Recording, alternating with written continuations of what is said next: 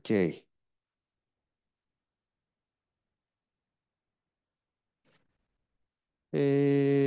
Finally, I would like to thank you for your time and effort in preparing for this symposium tomorrow.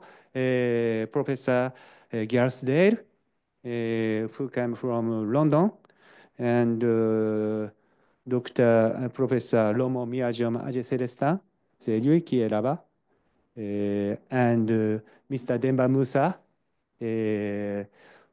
He came from Senegal. For participating in this symposium tomorrow, regardless of the long travel time for this symposium. Thank you very much. And all audience who came here, thank you very much. So you can purchase Mr. Dale's book about Karl Polanyi here, discount 20%. This is the service of Akashi Shoten. Okay. To the Institute for Research in Language and Culture of Asia and Africa, Tokyo University of Foreign Studies, for their support in organizing this symposium. And Meiji University for the use of the venue. The Polanyi Institute for allowing to use of Karl Polanyi's photographs. Thank you to all of you. We were able to hold this workshop symposium today. I'd like to express my deepest gratitude. Now, I'd like to open the symposium. Symposium on the 60th anniversary of Karl Polanyi's death and money in the human economy. So firstly, now.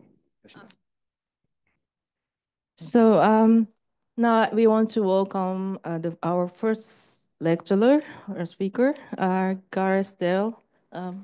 So you're here already. Please welcome.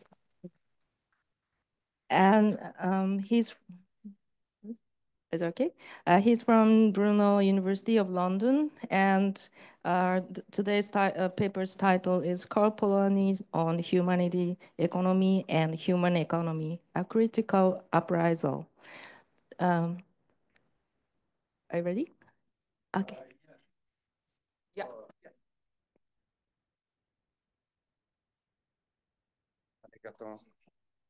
Thank you, and thank you to Monsieur Sakuma and for inviting me to this really unique and fascinating conference. I can't wait for today's proceedings, the West Africa connection, the Polanyi debt, and so on. It's a very, very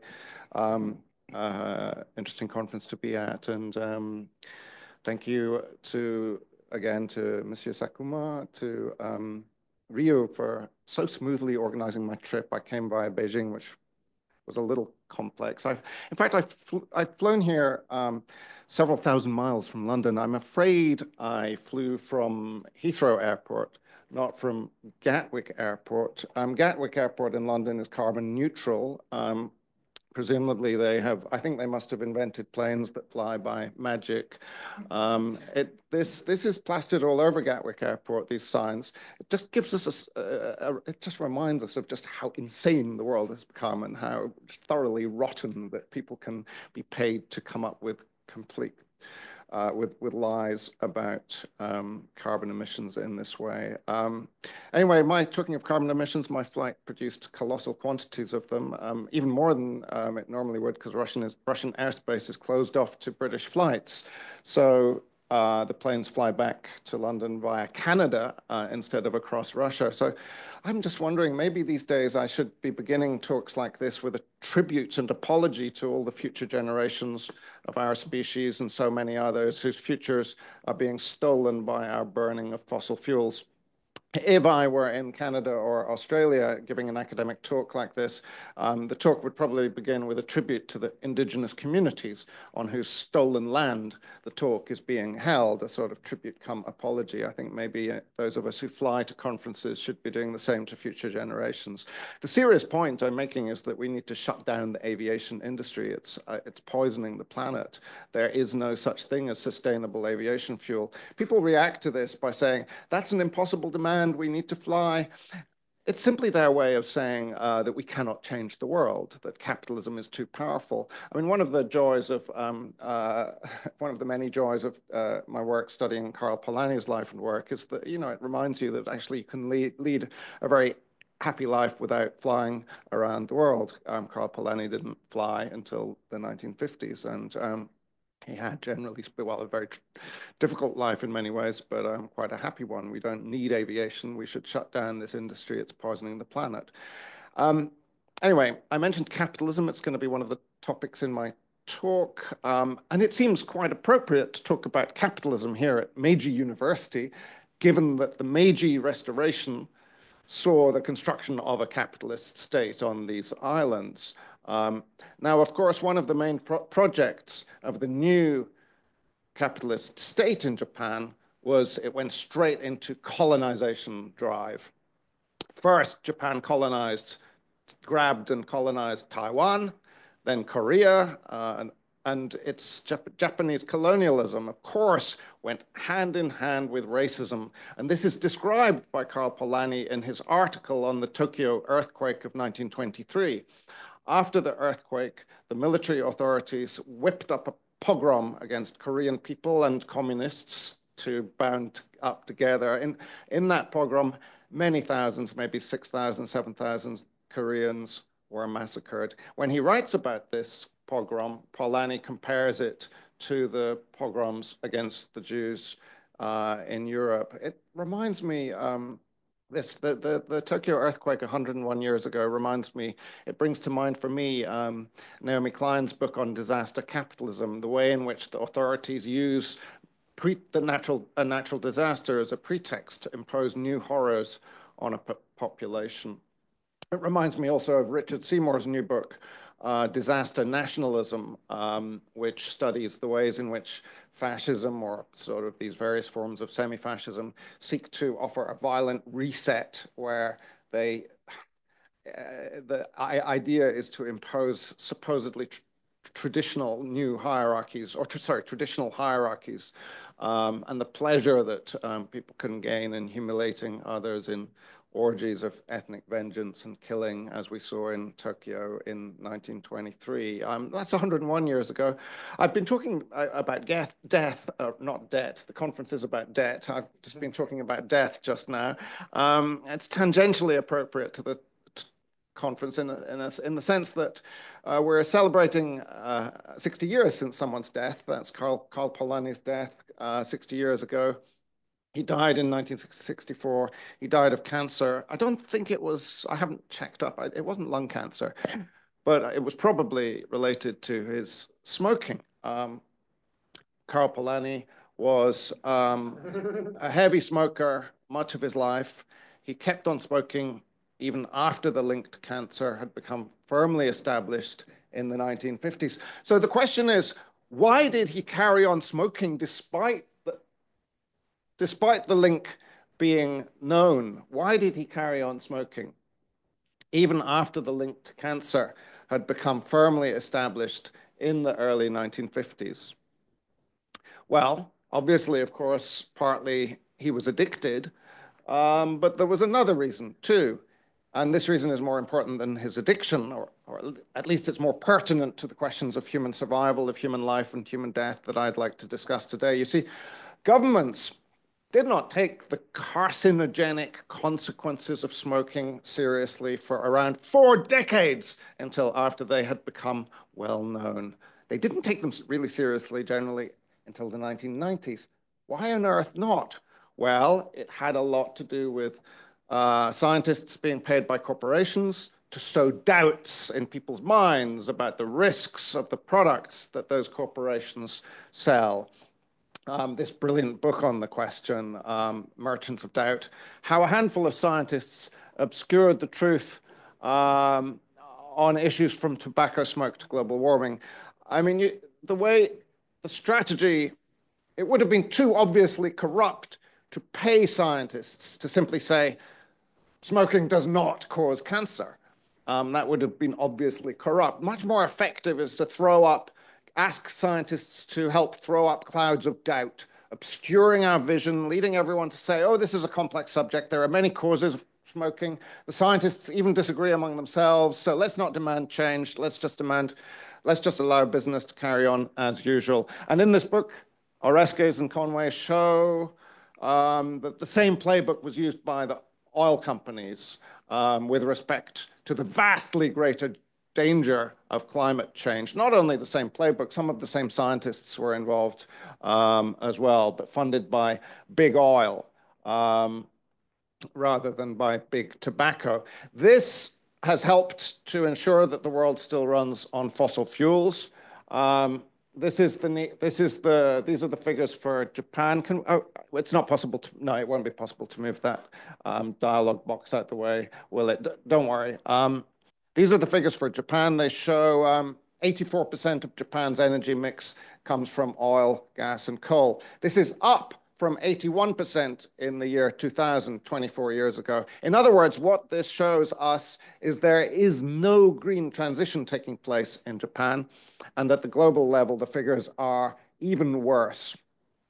As a result of this, it's certain that the global average temperature will rise to 2 Celsius above the pre-industrial level. It'll probably rise to 3 or 4 by the end of this century. This that you can see slightly obscured on the screen there is this is 3 degrees is 3 degrees of global warming is very plausible and truly disastrous. This is not from some radical publication. This is The Economist magazine, a neoliberal magazine based in London, I think.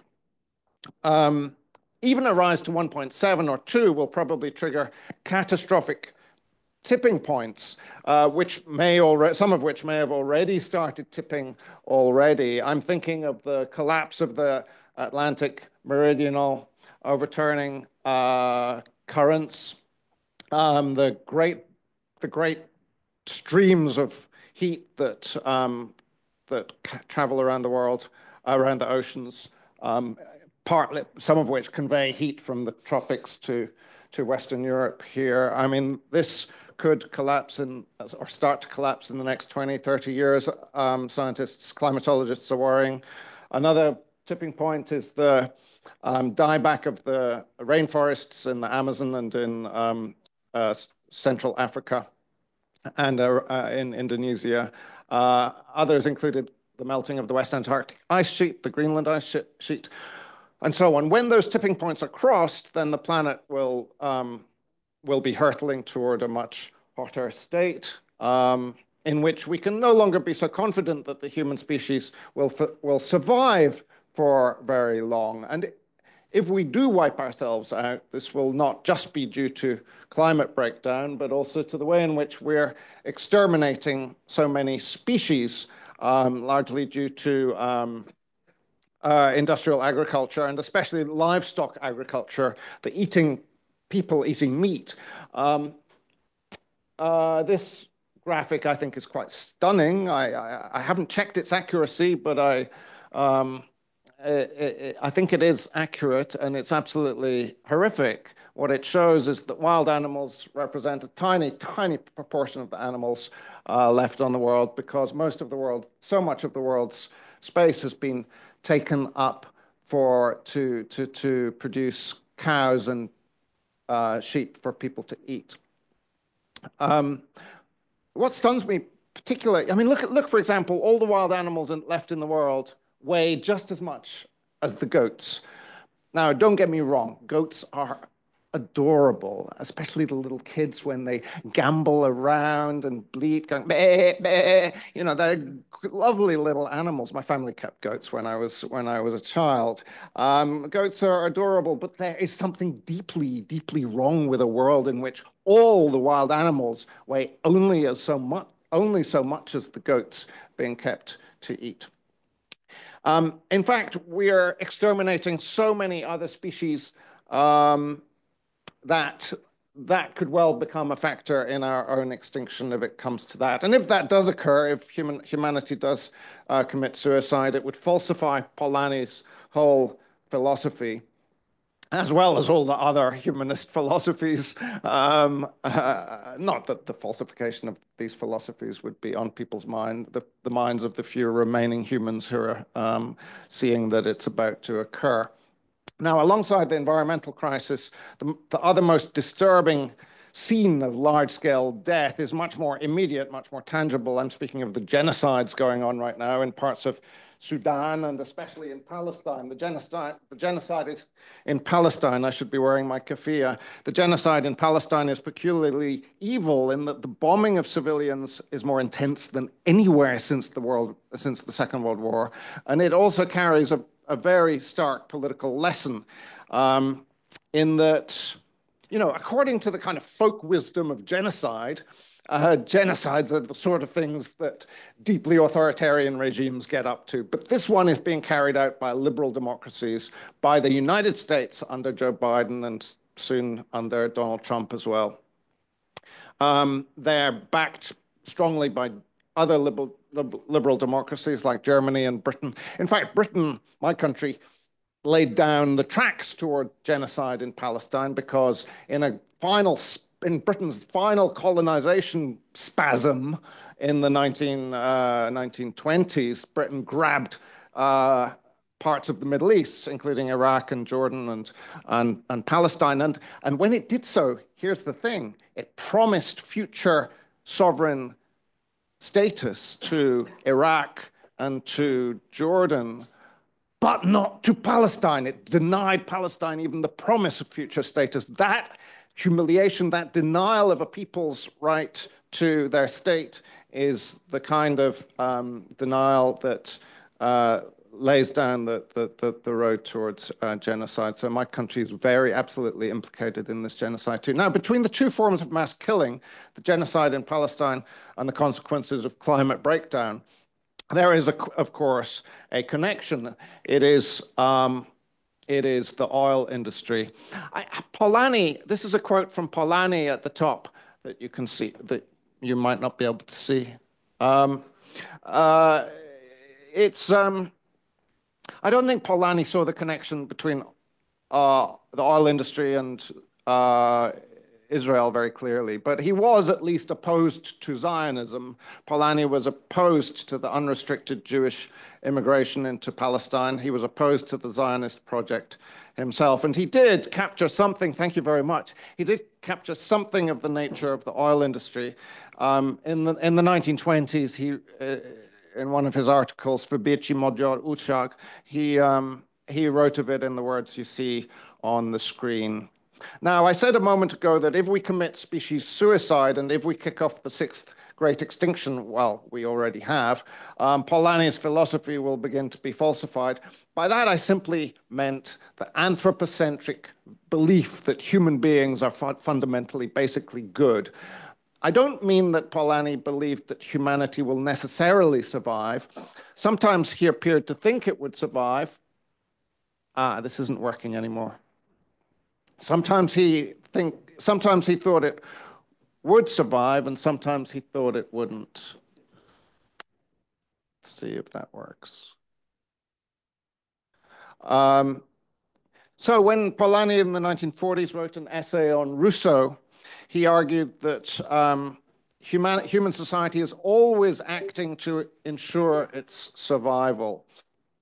But in three other pieces that you can see on the screen, he suggests it's all a lot more precarious. We may not survive. Now, if you want to understand Polanyi here, you need to think about how he understood human nature. Polanyi was writing broadly within the paradigm of Aristotle and Marx and so on. Humans are social, and many other philosophers, humans are social creatures. We need to start with their social existence. But for Marx, their sociality. But for Marx, the social being of humans develops from our interaction with nature through social labor. Polanyi's understanding is very different. For Polanyi, the essence of being human is that we are creatures who construct moral community. And this capacity achieves its highest form in religion. And the importance of religion for Polanyi lies not in its cosmology, its theology, but rather religion he sees as being geared to a sense of spiritual connectedness or ethical community. Polanyi was a Christian, but his version of the Christian faith was more secular than for most. What he valued in the Bible stories is that Jesus urged humans to find their true nature through communing with their fellow humans. He went on to argue in the 1930s that the denial of this truth that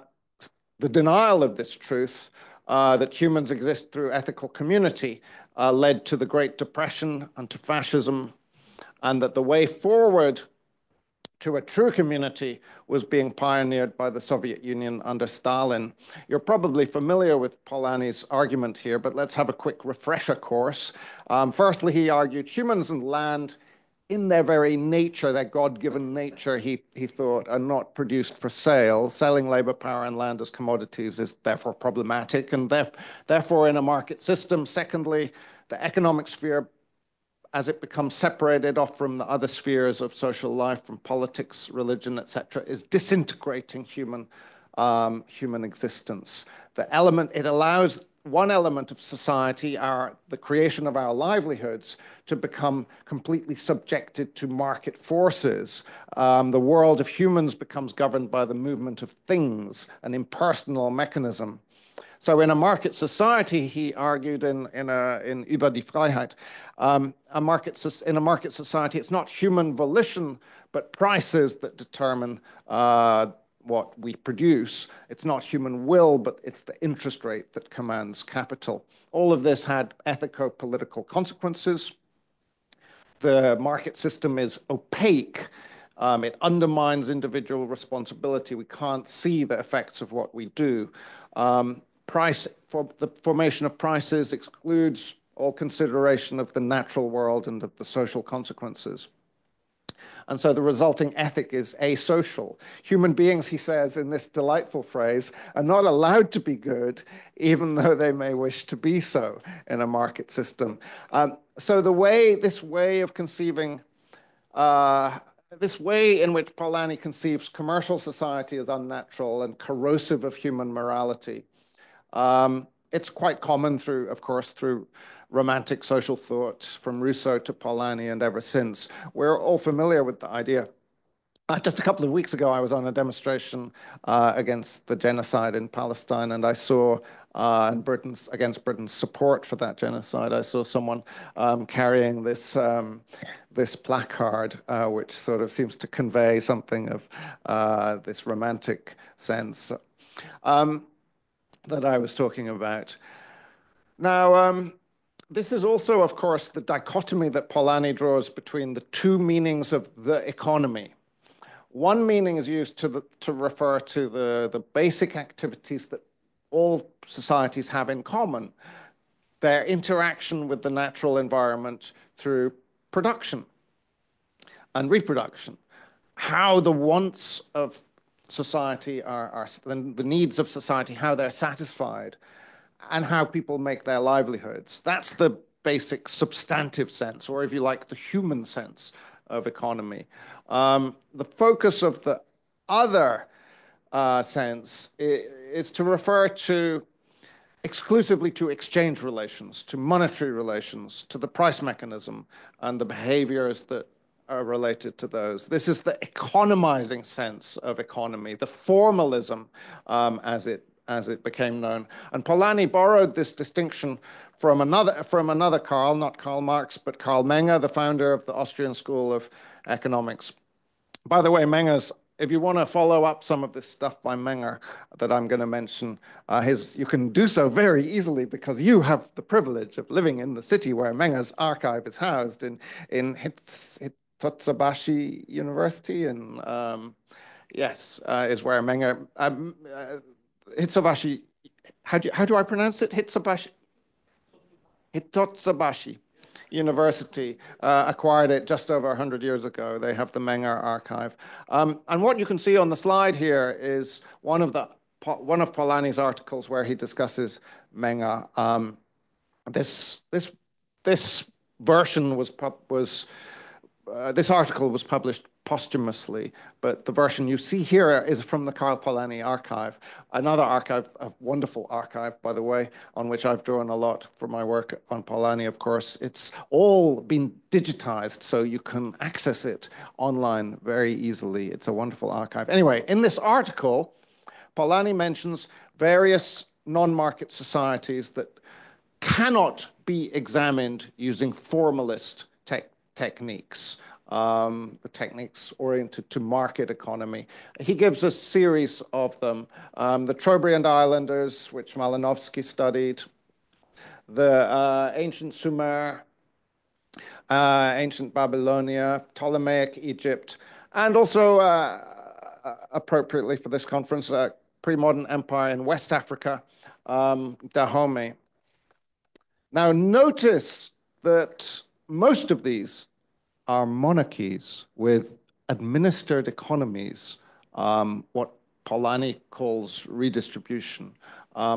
Plus the Trobriand Islands, their economy was geared very much around what Polanyi calls reciprocity. I'll return to that in a bit. Now, apart from Karl Menger, the other Karl that Polanyi drew inspiration for the idea of the human economy was Karl Marx. Polanyi shared with Marx and Engels several threads of their critique of capitalism, especially that capitalism is anarchic and it's restrictive of human freedom, and the root of these evils is commodification. So, for example, here is Engels on private property. It has turned man into a commodity whose production and destruction depends solely on demand. For Marx, too, the commodification of society is the denial of human community. The prospect that Marx longed for was the Aufhebung, the sublation of capitalist modernity through a rediscovery of community. This is a thought he expressed in a letter of 1843 to Ruge. In the letter, he looks forward to the day in which that self-reliance, that freedom which disappeared from this planet with the Greeks, this freedom will be awakened again in the hearts of men. Then only can men move from Gesellschaft to Gemeinschaft, from society to a new community, uniting them for the highest ends, a democratic condition or a democratic state. Now, that was the very young Marx, 1843. As Marx and Engels grew older and more radical, they learned from studies of indigenous peoples in particular, those whose societies knew neither class division, nor state power, nor patriarchy.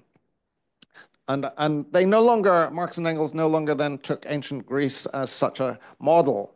After all, it was a slave society. It was a brutally class-divided society. It was horribly sexist too. Instead, the model for them were the so-called primitive peoples. Now, just think of the audacity of this move. Imagine, this was the mid-19th century, the age of biological racism, the age in which the European colonial powers were sending ships around the world, kidnapping so-called primitive people and bringing them back to put them on display in zoos. I mean, the ugliest period in the history of racism in many ways.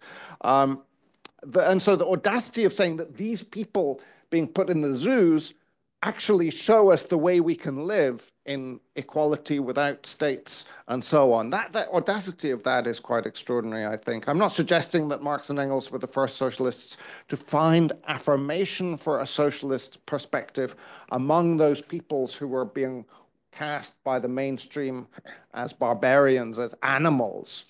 Then they weren't the first. They were I mean, in a sense, they were, in this respect, they were following Charles Fourier, who, the French utopian socialist, who, in Material Deterioration of the Planet, he noted that in some branches of industry, civilized Europe was wholly savage, while in other branches of importance, notably water and forests, we civilized Europeans walking around with our top hats on, we fall far below the savages, for we do not, like they do, confine ourselves to leaving the lands uncultivated. We bring the axe and destruction, and the result is landslides and the deterioration of the climate. Now, the link between deforestation and deterioration of the climate was pretty insightful, I think, although Fourier was not the first to make that observation. It even goes back, I think, to the ancient Greeks.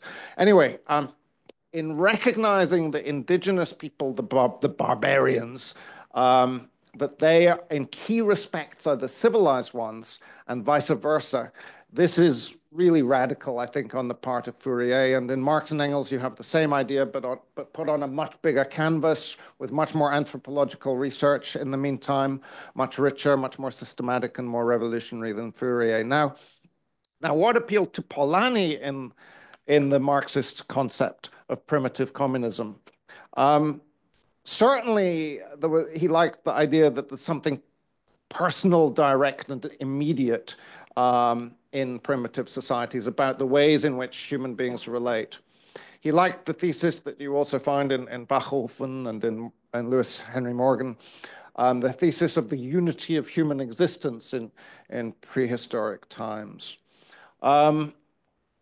Yet, Polanyi departs from Marx and Engels on this point.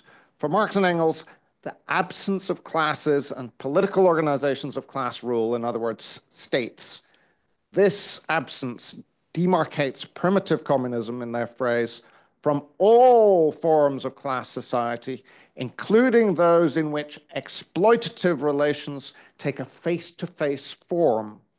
So if there is a great historical fault line for Polanyi, it is not between pre-class society and class society, but, well, in his early formulation, it is between the societies before the world religions and societies after the world religions. As he puts it on this slide, this was written in his 40s, I think. Because with the world religions came the idea, he argued, of a universal moral community.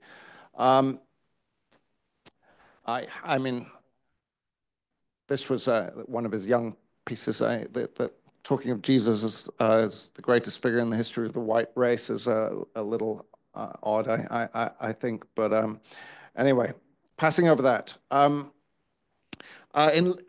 This was the divide he thought at one point in his life, but later on the divide that he emphasized more and more was the divide historically between organically integrated societies and the peculiar market society in which the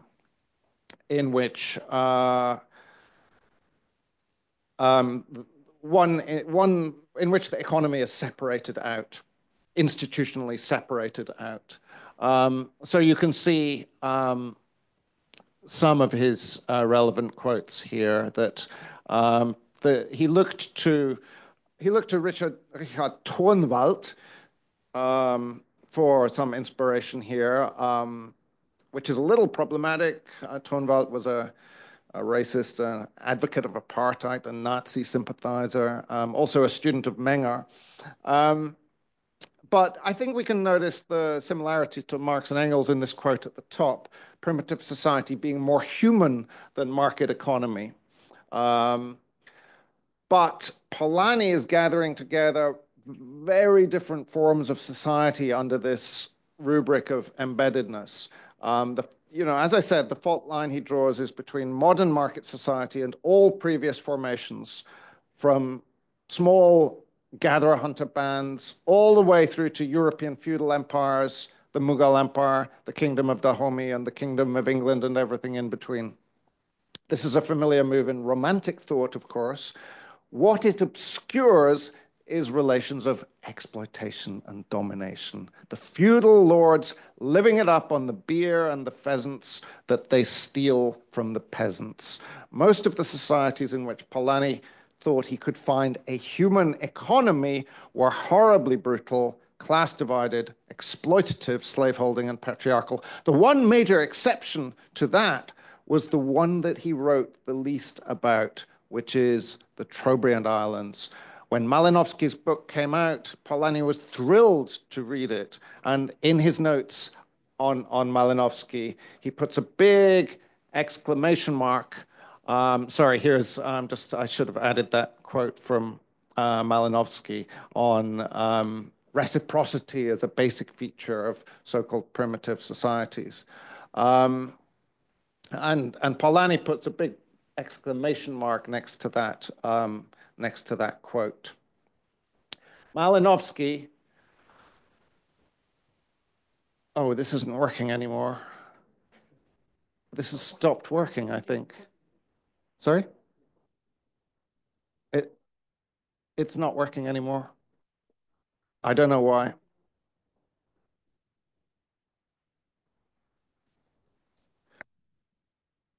Malinowski, thank you. Malinowski confirmed Polanyi's sense that the idea of economic man was a myth. The Trobriand Islanders did not need to make their livelihoods. The Trobriand Islanders, as Polanyi found in what Polanyi was thrilled to find in Malinowski's work, was that the sense of community that is essential for the Trobriand Islanders' economy to work. And this was cemented by gift exchange, the Kula ring. The Trobriand Islanders were a much more egalitarian people than the other peoples that Polanyi was researching and diving into at the time. And this was a society that never knew war, I believe. I'm not an expert. I know there are experts on Melanesia in the room. So I'm being very cautious here and admitting my lack of knowledge. But I believe the Trobriand Islanders did not know war. But the Trobriand Islanders also were an agricultural society. They were not a forager community. There wasn't so much, there were commoners and chiefs in Trobriand society. Albeit the distance between them, between families of commoners and chiefs, was much, much less than in the Inca Empire or Ptolemaic Egypt. But this was not really a classless society. Now, the idea that humans lived in classless societies for most of our existence on this planet is an idea that has long been held dear on the left by anarchists and by socialists. Recently, this idea has come under fire from David Graeber, but Graeber does not succeed in refuting the work of the many generations of scholars who've done actual field work among actual communities of foragers, who have shown that life without private property, without the state, and without male dominance is not only conceivable, but is demonstrably possible. Polanyi never studied classless societies. He never studied forager societies. And this is one of the reasons why it is such a pity that he was a smoker and died so young. You see, Polanyi was on his deathbed when Colin Turnbull's book on the Mbuti was published, and it would be another 10 years or so, which Polanyi could have survived. It was 10 years after his death that Richard Lee began to publish on the Kong San or I'm not sure, are they called the Jute Swani? Apologies for my click pronunciation. It was 10 years before Eleanor Burke-Leacock began to publish on the Montagne Nascapi. Burke-Leacock, by the way, did her PhD at Columbia University in the early 1950s when Polanyi was still teaching there, so it is a tragically absent encounter between the two. In addition, Polanyi was making his argument that a human economy could be found in brutally centralist and exploitative places like Dahomey and like Ptolemaic Egypt and like the kingdoms of Sumer. He was making that argument at a time when he was a supporter of the Soviet Union under Stalin. But in 1956, he broke with that and he supported the Hungarian workers' uprising against Soviet rule. So I think it's very interesting to speculate how his ideas might have evolved had he lived another 10 years in his more anti-Stalinist period and in a period in which anthropological research from the likes of Richard Lee and Burke-Leacock was coming on, and Colin Turnbull was coming on stream. I was going to say a little more as a kind of coda about the rise and recent fall in interest in Polanyi. Here we are. Thank you. If Google Ngrams is to be believed, I was going to say a few words about the new English edition of The Great Transformation, but I've gone 7 minutes over time already. I do not want to trespass further on the time available to other speakers. I know that we had technical issues and had to start late, so I will just leave it at that. And thank you very much for the invitation here, and I look forward to Sakuma-san's talk and the rest of the conference and the Q&A if there is time. Thank you. Thank you. Thank you very much, Professor Gareth Dale. So we now welcoming next speaker, Yutaka Sakuma from Meiji University. And his presentation title is Human Economy and Graeber's Thought. Please start when you get ready. Okay. I lost my words as a powerful presentation by Professor Dale. I just want to listen to him all the time. However, that would be an abdication of responsibility, so I'd like to offer a topic of my own.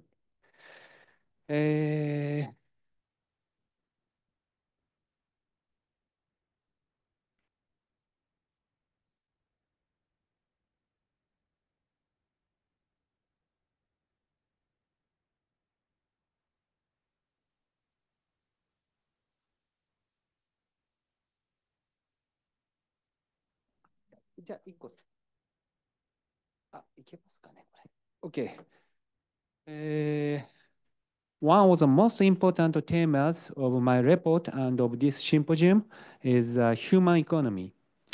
Why the human economy now? There are two main reasons. One is the limits of the market economy, the economy we are familiar with in which everything is determined by the market, are becoming more keenly felt. The limits of the neoliberalism that has swept the world since the 1980s have become widely known due to a series of currency and debt crises and widening economic disparities. In Polanyi's words, the market economy is a satanic mill that does not unleash people but shatters them. Thus, the fundamental question of what the economy is has been raised anew, and the need to reconsider the economy as something more human has been widely recognized.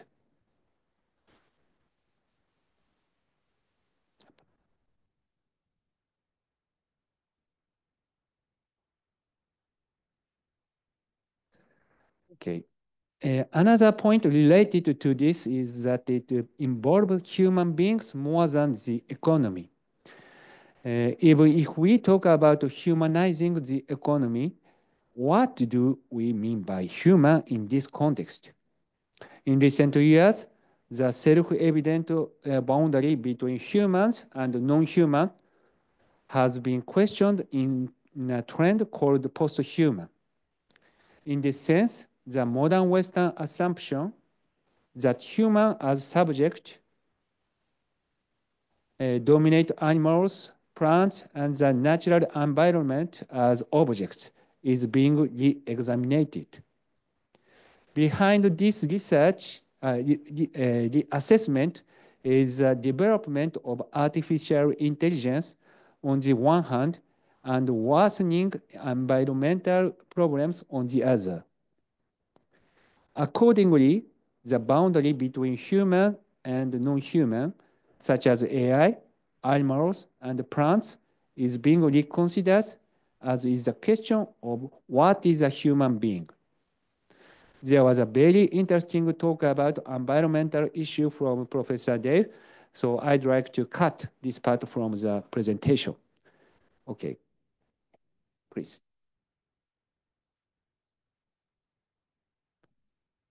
What is the economy? What is the human?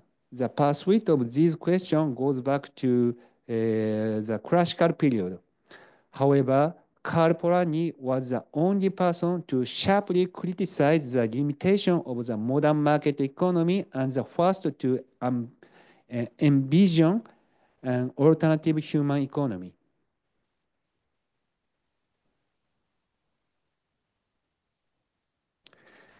According to Polanyi, the modern economy that emerged in the West in the 18th century was underpinned by the idea that the distribution of all goods would be self-regulated through the market.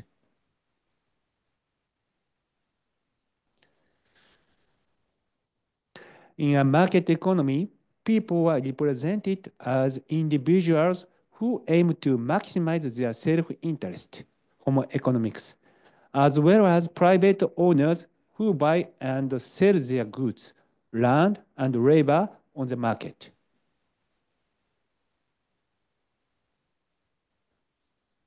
In contrast, Polanyi asserted that regarding labor as a commodity is a fiction. Labor is not produced for buying and selling on the market, and the economy is not a process in which private owners, as subjects, buy and sell goods, land and labor as objects, but a process of interaction between human and the environment. By relying on ethnographic data on non-Western modern societies, he clarifies that human beings have achieved economic activity not only through exchange markets, but also through reciprocity and redistribution, and have therefore produced a vision for an economy that is not market-based.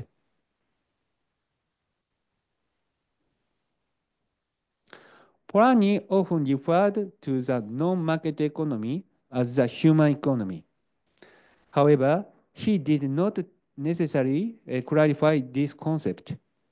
Instead, he focused on the question of whether the economy should be considered in formalist or substantivist terms. Although this substantivist view of the economy still has much to teach us, it is not exempt from critical examination. The contemporary anthropological achievement on which this presentation focuses is David Graeber's theory of debt.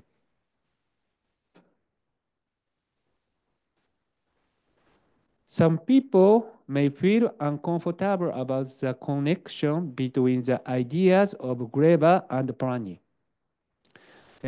Although Graeber repeatedly stated that Marcel Mauss significantly influenced him, but Polanyi did not. However, since Marshall Salins, who influenced Graeber, was originally a student of Polanyi, and the article that forms the basis of Graeber's debt was published in a collection of essays on the modern rereading of Polanyi. The two are not entirely unrelated. Indeed, by comparing the ideas of the two, one can see richer possibilities surrounding the concept of human economy. What I would like to attempt below is to make that comparison. Graeber developed his concept of human economy in his book Debt. In fact, his concept of human economy is inextricably linked to his thinking on debt. Let us look closely at the details.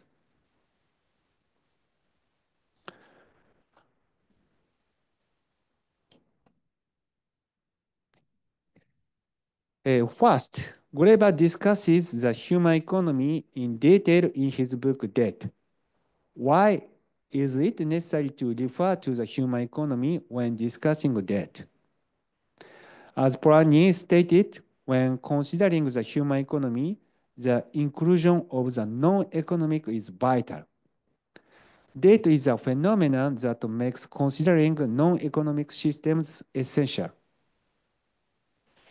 To begin with, the word debt not only has an economic meaning, a sum of money that somebody owes, but also a social meaning, the fact that you should feel grateful to somebody because they have helped you or been kind to you, and a moral obligation of gratitude. Graeber argued that we are bound by the moral obligation to repay what we owe because we unwittingly confuse the economic relationship of debt with the moral relationship of gratitude and obligation. The essential part of understanding the book Debt is the statement, surely one has to pay surely one has to pay one's debts. Laura is said to have made this statement at a party. Of course, one must pay back the money one borrows.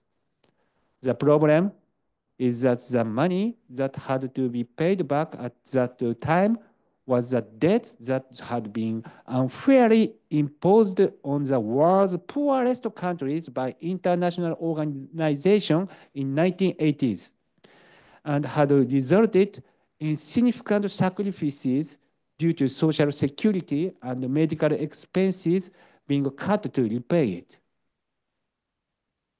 What is significant is that the necessity of paying back debt is not merely the sound argument of a wealthy lawyer or the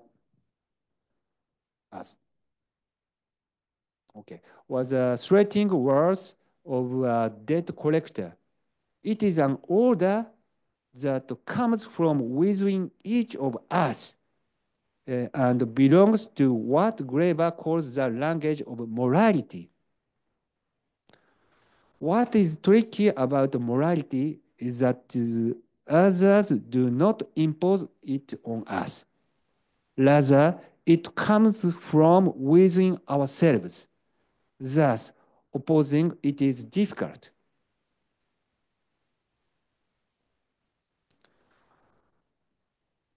One such case is when people help and give to each other without hesitation when they are collectively engaged in their lives.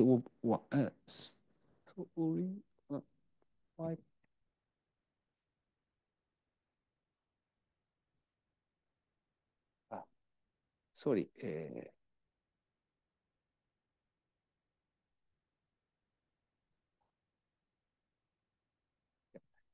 Indeed, we have a moral obligation to repay someone if we receive something from them. In Homo economics, the ideal situation would be to be able to obtain benefits without having to pay anything in return. But this is not the case with real people. If we owe something, we feel uneasy unless we repay it. Polanyi calls the system that originates from the kind of mental function reciprocity.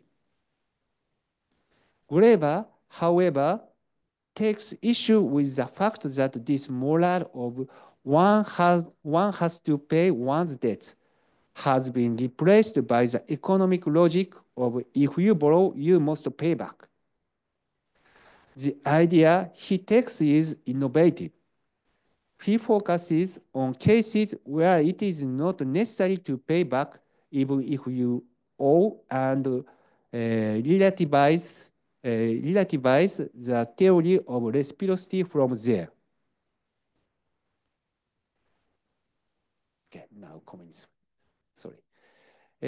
One such case is when people help and give to each other without hesitation when they are collectively engaged in their lives or work. For example, when someone repairs a water pipe and asks for a wrench, their colleague does not respond with a question such as, and what do I get for it? According to Graeber, in case like this, the principle at work is that each person contributes according to their ability, and each person is given according to their need. Graeber viewed this principle as a kind of morality, whether we are aware of it or not.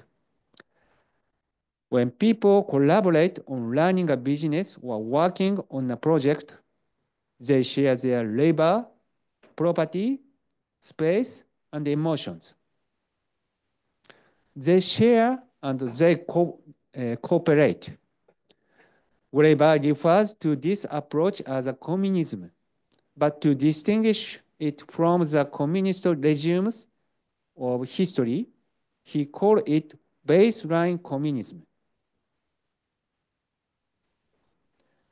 According to Graeber, unconsciousness communism, in part, supports family, life, and corporate activities.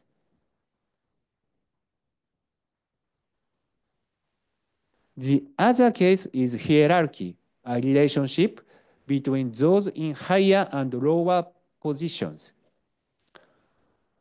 When a parent gives a child candy, or a wealthy individual gives alms to a poor person, the former does not expect the latter to reciprocate, and the latter does not feel that they should. On the contrary, they may even demand more. This situation can exist only because the relationship between the two parties is unequal. The transfer of goods and service between the two parties is not based on the logic of reciprocity, but on the logic of precedent. Parents don't give their child pocket money, and the rich do not give alms to the poor expecting something in return, simply because people have always done so.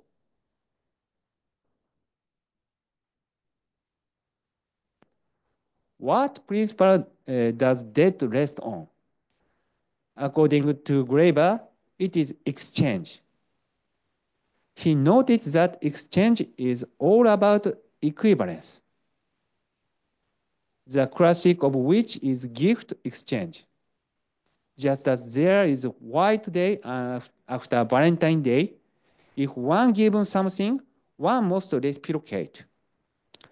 Unlike hierarchy, exchange assumes that the actor area equal, and unlike communism, the actors don't share a common enterprises or goods and services. Examples of exchange are not limited to gift giving. Commercial exchange also, or the exchange of goods and service for money, is also included in this category. However, commercial exchange differs from gift exchange in that the former impersonalize both parties. Exchange is related to debt, but they are not the same. If one thinks of commercial exchange, when an equivalent exchange is established, the relationship between the two parties dissolves. Feeling a sense of indebtedness was a need to give something in return is simply the state in which one party gave something to the other before the exchange was established. In other words, debt is an exchange that does not reach completion. That is not all. Exchange is a transaction based on the premise of an equal relationship, but that is precisely why the relationship between the actors becomes unequal in a situation in which the exchange is incomplete. The lender becomes weaker than the borrower. In other words, during the time that the debt remains unpaid, the logic of hierarchy takes hold. There is no reciprocity. Again, hierarchy itself is not a principle that demands reciprocity, but when combined with debt, a special form of exchange, it transforms supposedly equal human relationship into subordinate relationships. For this reason, debt is sometimes more closely linked to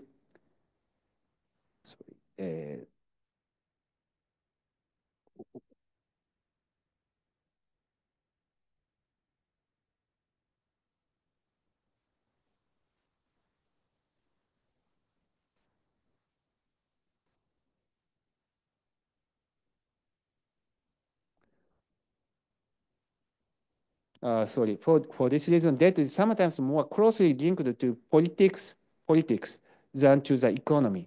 This is going to be the central topics of today's second section.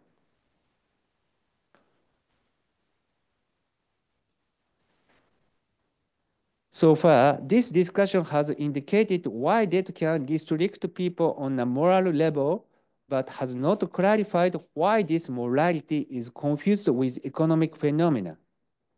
There remains a sense of obligation to return something if given something. Being put in a state of debt is in some ways different. What is the difference between a mere obligation and a debt? According to Graeber, the answer is simply money. If a debt is economic, it can be quantified in monetary terms. While this premise seems obvious according to Graeber, money and debt appear on the sense at exactly the same time. Therefore, a history of debt, then, is thus necessarily a history of money. What does this statement mean? The orthodox theory of the economics on the origin of money is as follows. In the past, people directly exchanged goods with goods. For example, agricultural produce with fish. This exchange was inconvenient. Thus, they began using specific goods as a common measure of value, notably precious metals, resulting in the birth of coined money. That was invented later. Graeber dismisses these theories of the origins of money, such as metallism and the commodity theory of money as myths that lack archaeological evidence and theoretical validity. Then, where does the origin of money lie? The oldest forms of money in archaeology is a clay tablet used in Mesopotamian civilization. Most transactions were based on credit. For instance, people would drink beer on credit and pay off the debt with the barley they harvested. The clay tablets used to record these debt later become money. In other words, the origins of money lies in credit transactions, not barter. And money was not a precious metal, but a record of debt. The above is an argument based on the chartism and credit theory of money proposed by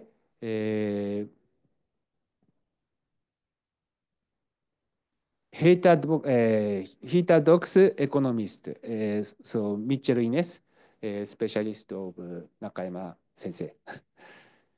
Okay. So, interestingly,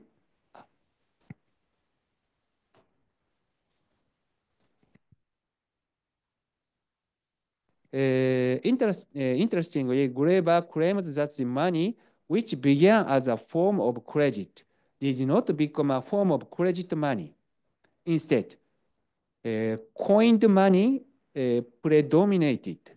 Moreover, he noted that for about 5,000 years, money swung back and forth between eras of credit and coined money like a pendulum.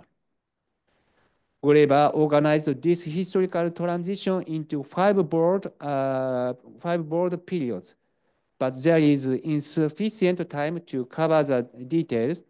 Thus, I'll only focus on 2 points. The first is why coined money replaced credit money. Graeber's answer is thought-provoking if appropriate, because metals can be stolen.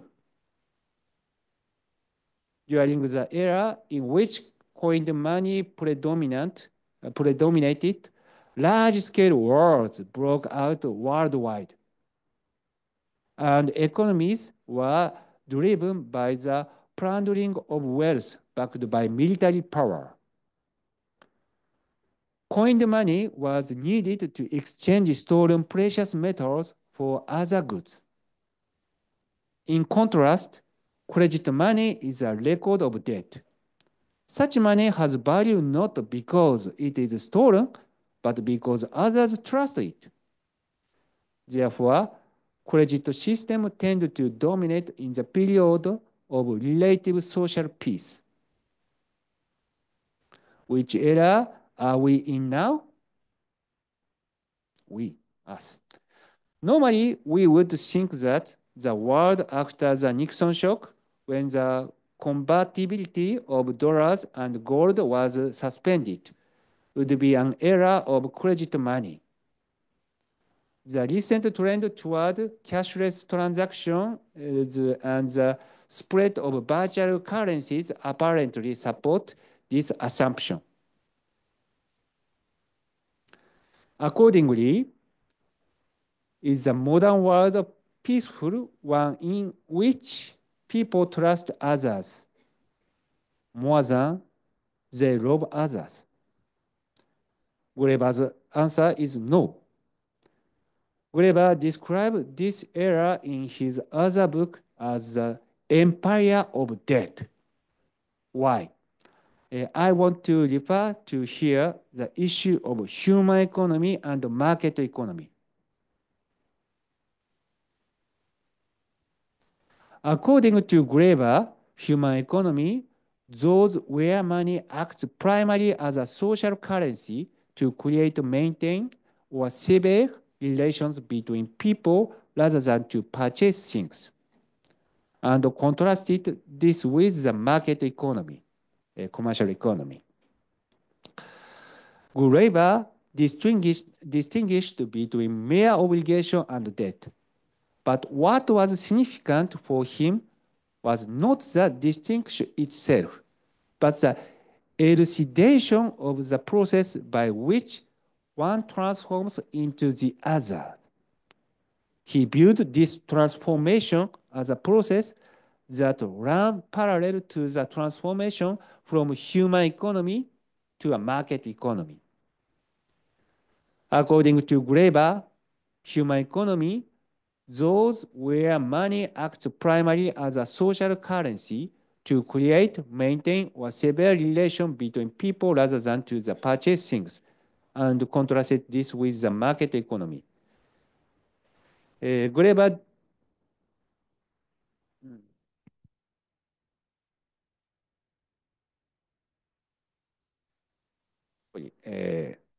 じゃあ次行ってください。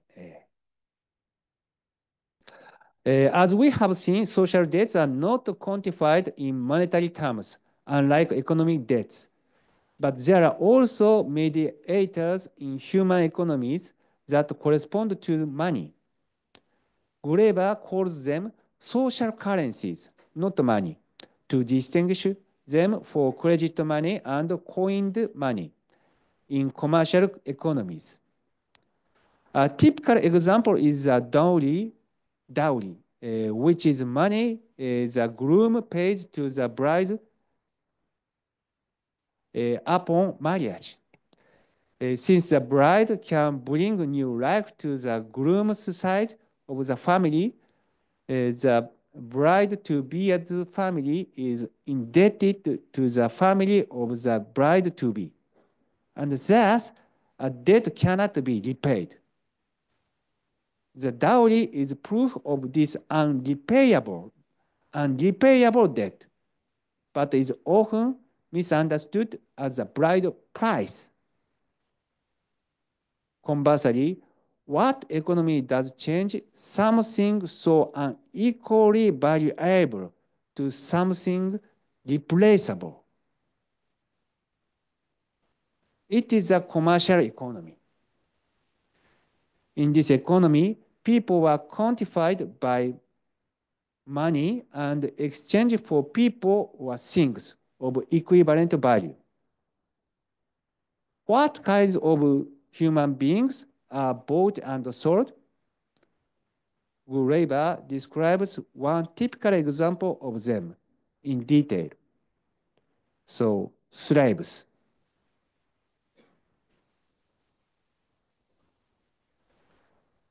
Slaves are the object of buying and selling. However, how do human beings who should be irreplaceable become objects bought and sold for money? Not individuals, but the people around them make a person irreplaceable.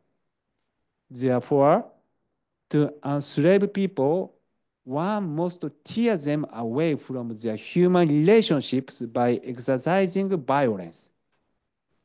Typically, people who have been taken prisoners through war are torn away from previous human relationships, dehumanized, given a price, and sold. From then on, the only relationships in which slaves are indebted are those with their master. The master saves lives that should have been lost in war, while the person who purchased slaves saved their lives. Therefore, the slave is indebted to the master without limits. An absolute hierarchy is established.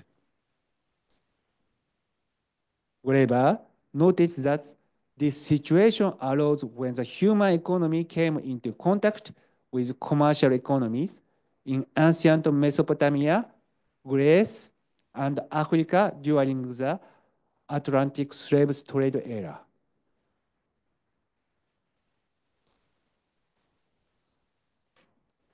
Can these words be deleted as they are implicit?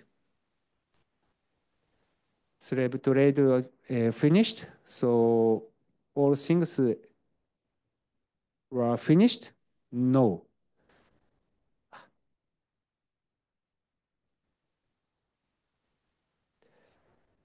Typically, it is said that slavery does not exist in the modern world.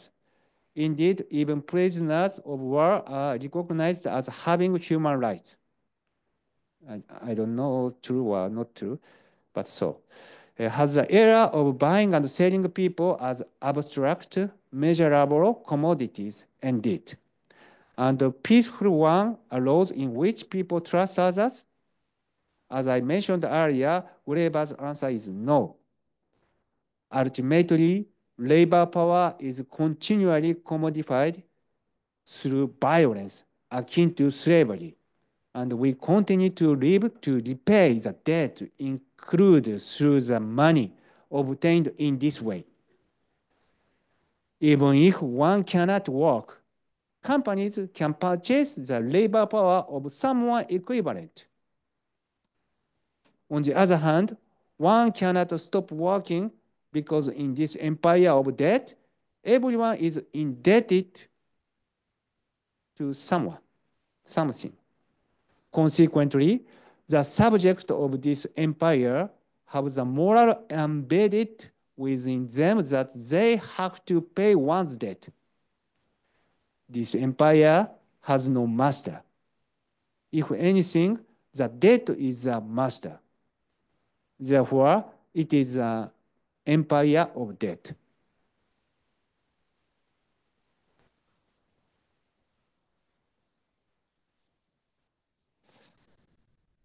I have provided an overview of Graeber's theory of debt. I hope you have understood that the concept of human economy, debt, and money are closely linked in his book, Debt.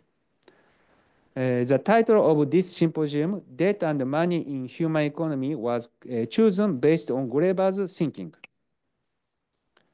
According to Graeber, the roots of money is not barter, but debt, which in this case is defined as an incomplete exchange. In the human economy, money, which is proof of such exchanges, is used to create, maintain, and sever human relationships.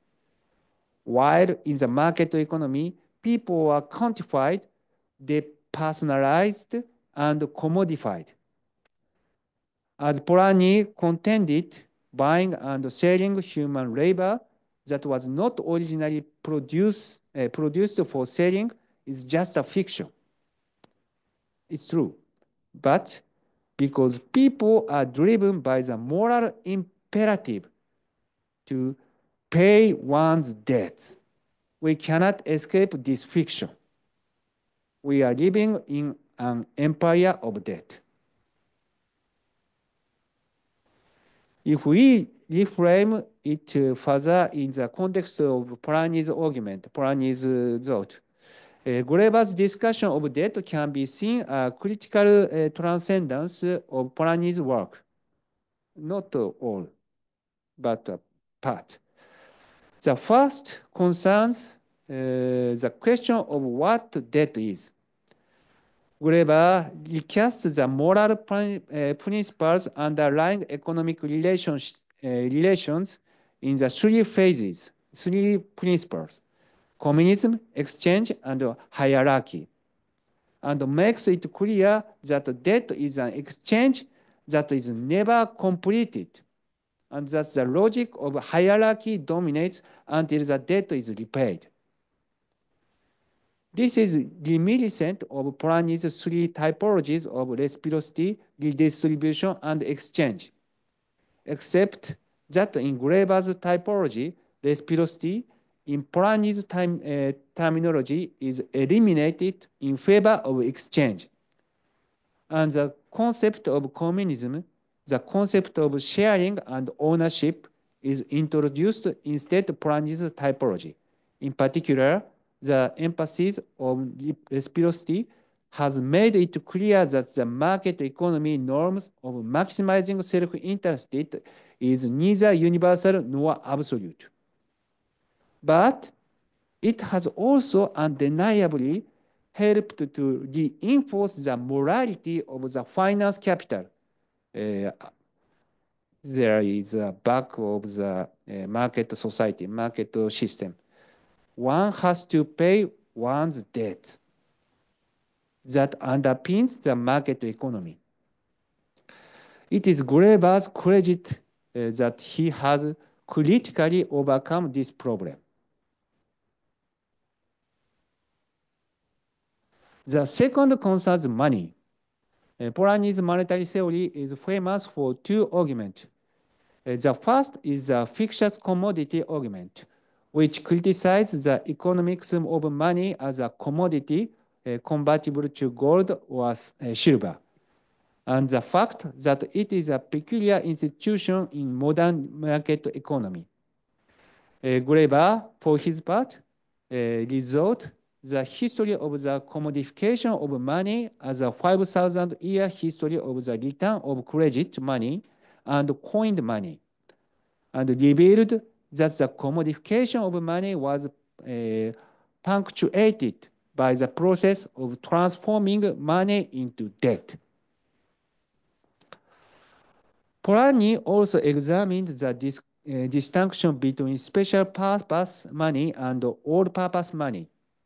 He pointed out that all-purpose money, which, like today's money, fulfilled multiple functions such as metric means of accumulation and medium of exchange, was only a particular modern system, and that in the first instance, separate coins were used for each function, and mutual exchange was impossible. Graeber, for his part, questioned what money originally served to quantify, accumulate, and exchange. According to Graeber, what Polanyi called special purpose money was not a means of accumulation capital or wealth, but a means of accumulating, creating, and breaking of human relationships, not to capital, not wealth. That's human relationships. The economy organized by this currency is a human economy. In a market economy, however, human beings are stripped of their relationships and transformed into quantified entities or commodities, which can be substituted for others. This echoes Polanyi's argument about the impossibility of commodifying labor power, but Graeber goes further and explains why commodified labor cannot escape this dehumanizing situation. It is chronically indebted and bounded by the moral imperative to repay what it has borrowed. The fact that it is placed in a situation of chronic indebtedness and bounded by the moral principle that one has to pay one's debts.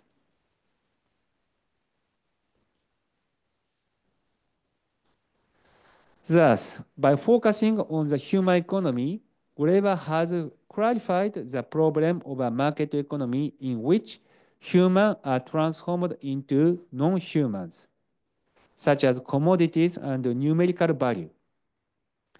This argument deserves renewed attention in this post-human age when the boundary between human and non-human is undergoing reconsideration. However, conventional research, especially Graeber's, has tended to disconnect the human economy from the market economy and treat the transition from former to the later as irreversible.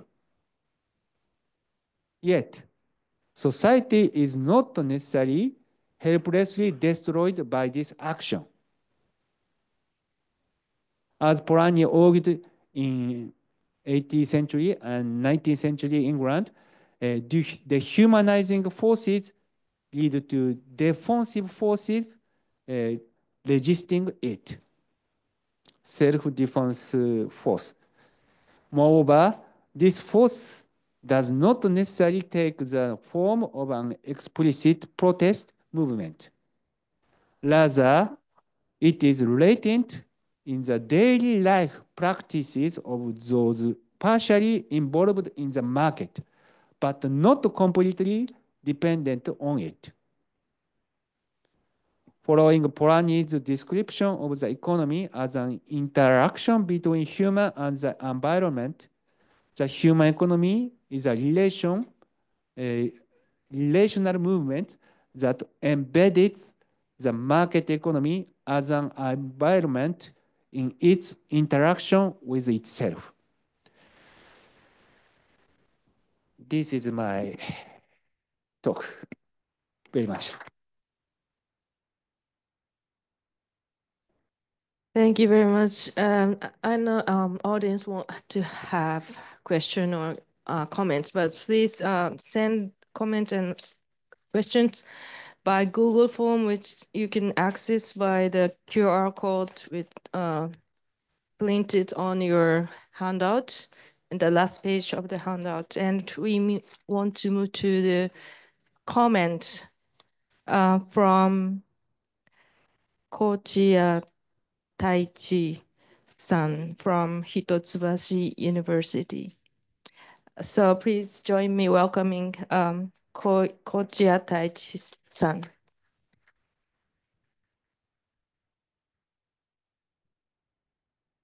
Hello, my fellows. First of all, I would like to express my deep gratitude for the fascinating and stimulating presentations by both speakers.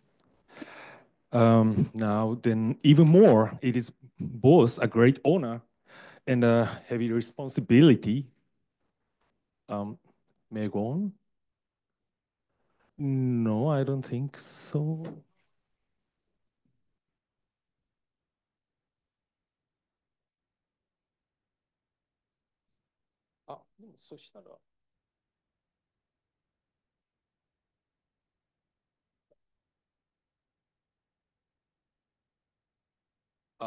Please give me a second.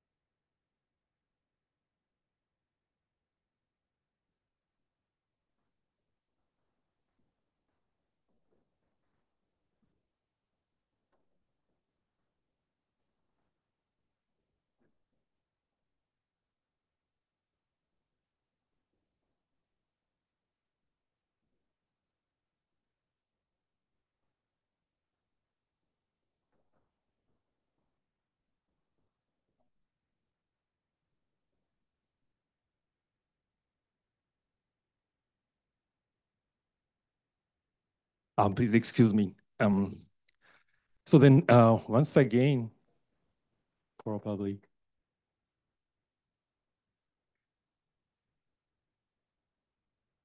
Yes, let me please begin again. First of all, I thank you, the two excellent speakers, Mr. Dale and Mr. Sakuma. And now, so I feel a great honor and heavy responsibility to be entrusted with such an important role as a commentator today. My name is Taichi Kochiya from Hitotsubashi University. The name is, I sometimes also mispronounce my university's name, which is too long to say it. So, but I hope Professor Dale won't give up to remember it. Anyway, I actually specialize in the social history of modern Europe, particularly of the urban societies of the German-speaking area, focusing on the era Polanyi called the 100 Years' Peace. So that means I must admit that I'm neither a dedicated scholar of Karl Polanyi's thought, like Professor Dale, or nor anthropologist who has developed excellently the theories based on David Graeber's exploration of depth, like Professor Sakuma. The reason why I'm here today owes merely to my limited experience translating a small fraction of Polanyi's vast works and a tiny part of Professor Dale's ongoing studies on Polanyi into Japanese. Therefore, I would like to begin my comments with some reflections on the translation of Polanyi's work. Following that, I hope to pose 3 questions, though amateur and general, 3 questions to Professor Dale and Professor Sakuma. The theme of today's symposium is closely tied to Polanyi's death. Into depth, Professor Dale also mentioned this connection at the beginning of his lecture. Currently, I'm collaborating with Professor Nakayama, who will speak in the 3rd session, and Professor Sakuma on translating Polanyi's work. Among the essays I'm responsible for is a particularly profound one where Polanyi discusses the meaning of life and death, titled Hamlet. In this essay, Polanyi reflects on his experiences during the Great War. That was a time when Polanyi wandered the brink of both physical and spiritual death. Writing this essay in 1954, in his later years, he revisits those experiences and juxtaposing his own struggles with the anguish of Shakespeare's tragic hero, Hamlet.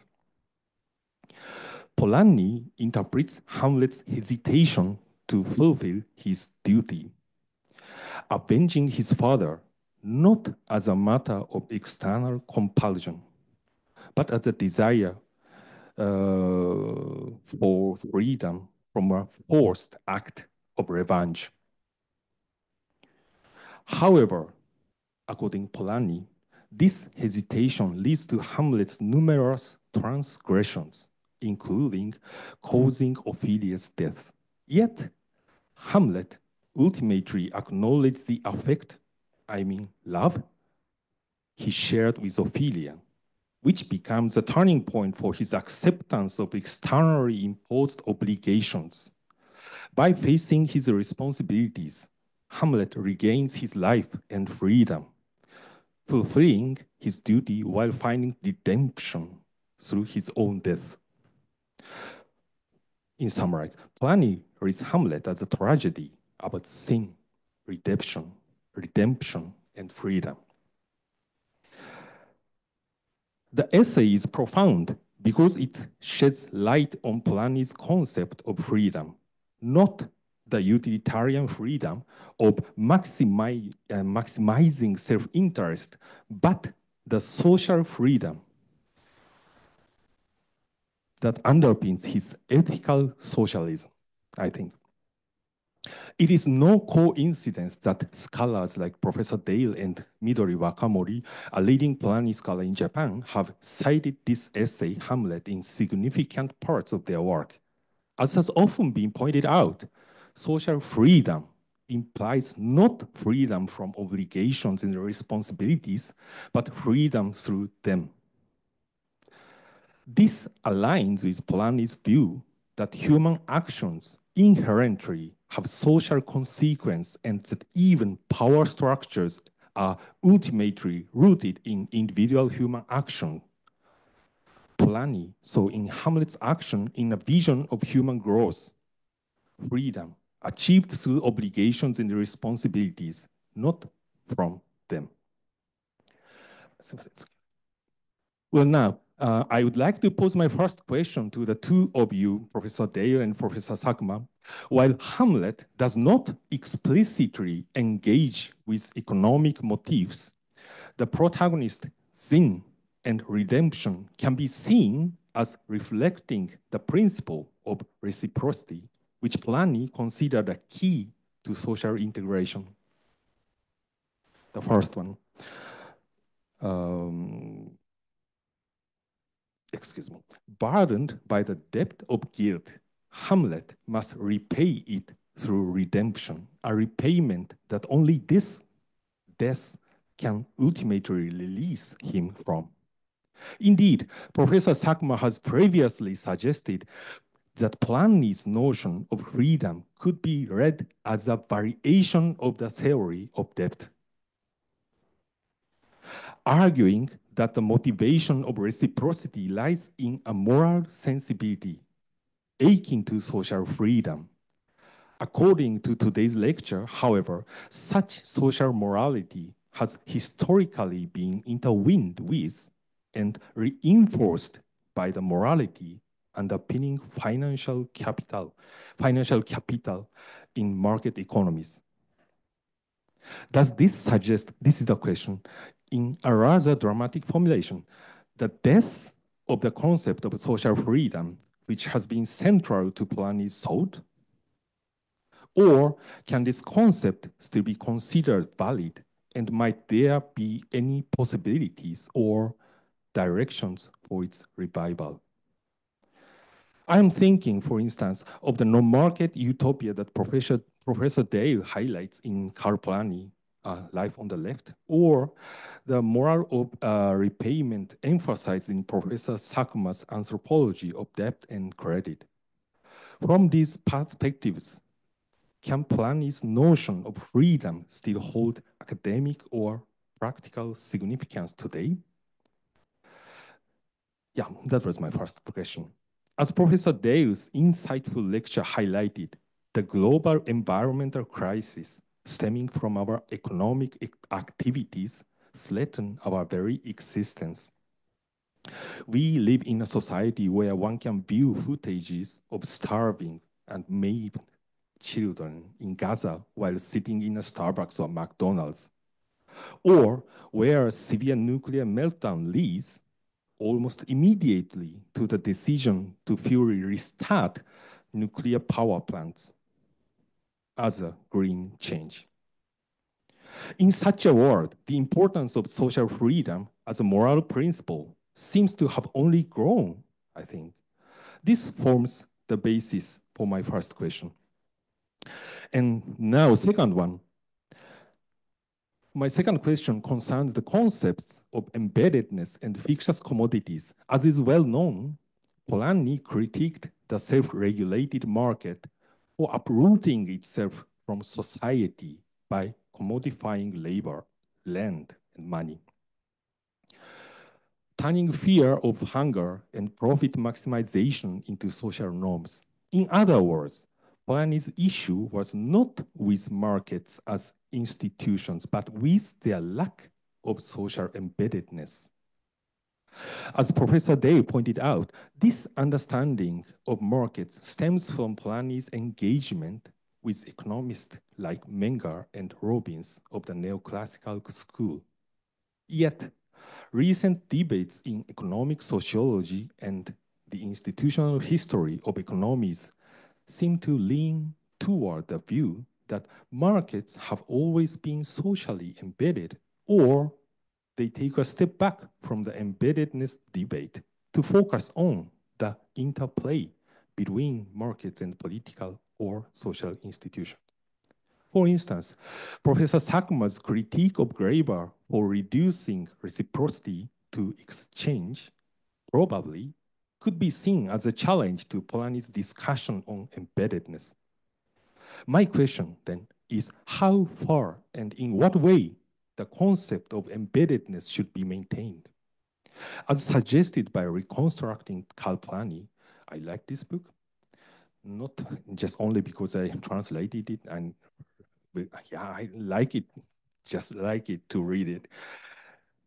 Is the perspective of embeddedness still essential for explaining phenomena like the double movement? The resistance to market re-embedding, or should we reconsider the concept entirely along with the historical significance of the commodification of labor, land, and money? Finally, my third question stems from my own historical interests and ties in with the theme of the second session, the role of politics in human economies. Allow me to frame this briefly due to time constraints. I mean, might politics, like market economies, might politics, relatively autonomous, have an aspect of quantifying and measuring human life? This is my third question, first half of my third question.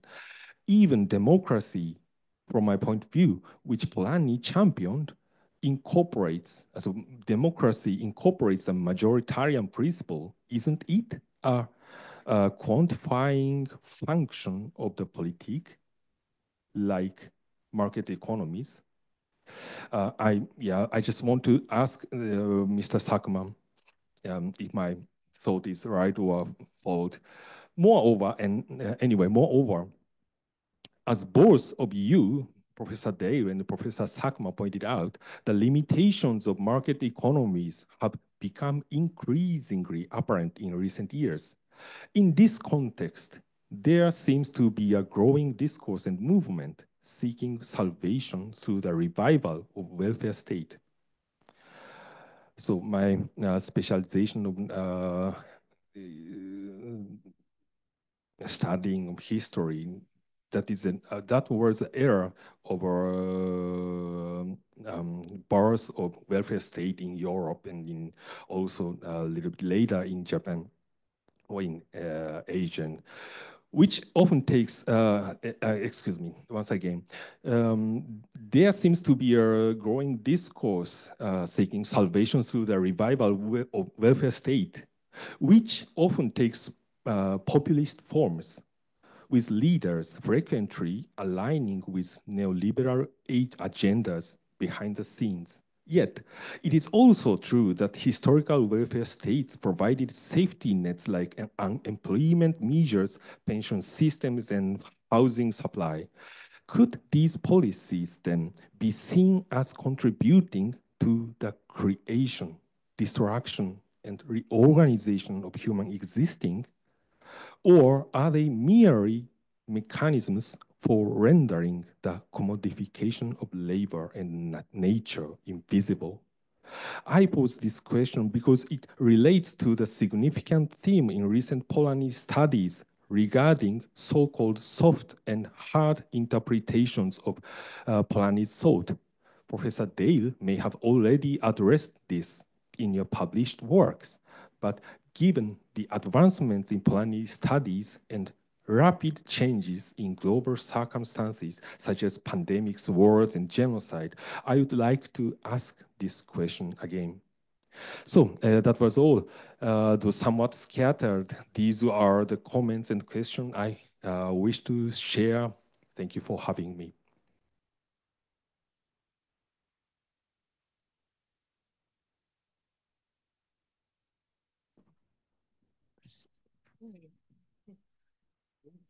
Hi. So, Professor Delph, can you come in front and give some feedback? Oh, yeah. Maybe now just a quick answer and we can do it more after. Yeah, I really think this should be, I should try and answer this quickly because Professor Professor Kochiya Taichi mentioned Polanyi's the emphasis in Polanyi when he discusses the market economy on the motivation force of the fear of hunger. Well, you know, if I go on too long, we'll all be suffering a fear of hunger as lunchtime approaches. And so I'll keep this very brief. Yeah, first of all, thank you so much to Taichi for translating my book. And my brother is a translator, and I've done some translating myself. I know how damn difficult it can be. And so, yeah, full respect and gratitude to you for that important, well, that work that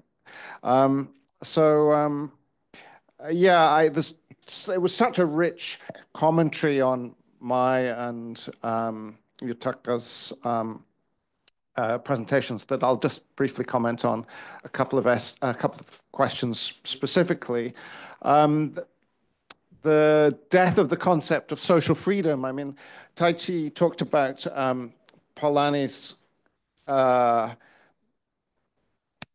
conception of freedom as being social in terms of the acceptance of obligations and the recognition of obligations. I mean, Polanyi, I think we should maintain this general social conception of freedom and oppose the classical liberal conception of freedom as being freedom from social responsibility in a sense. But it's worth remembering that Polanyi was formulating all this in a very specific discourse. It's the discourse of a particular Christian socialist form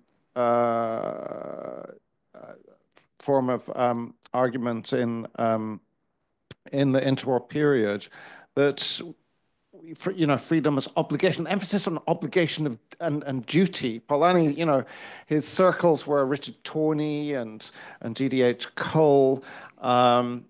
This is a specific style of social democratic ethics that we're not familiar with anymore.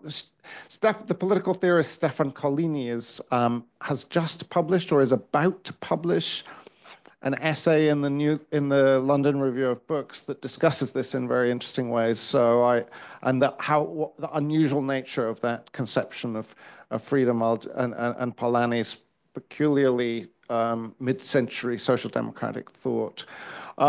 In terms of the general question of where we're at today, sitting in Starbucks looking at genocide, I mean, that's a brilliant image that Taichi came up with and sums up our sense that the world is careering towards all manner of extreme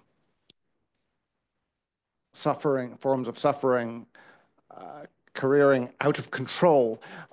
Some of the quotes I put up from Polanyi mentioned how the similar sensations in his day and age. Today, the environmental crisis makes that all the more serious. And so Taichi mentioned the way in which a revival of the welfare state appeals to some forms of populists.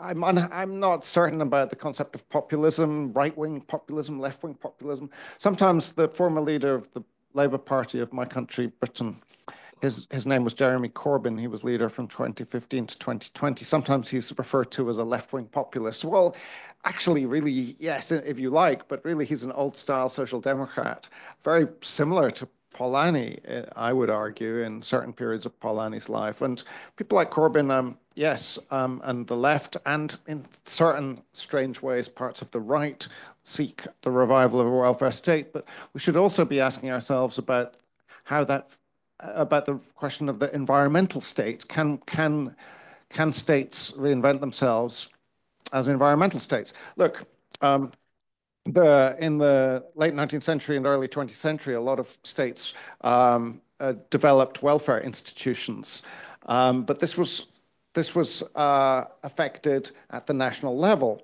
and it was possible in part because this was a program that could appeal to the state itself in terms of its own bureaucratic interests for presiding over a relatively stable society.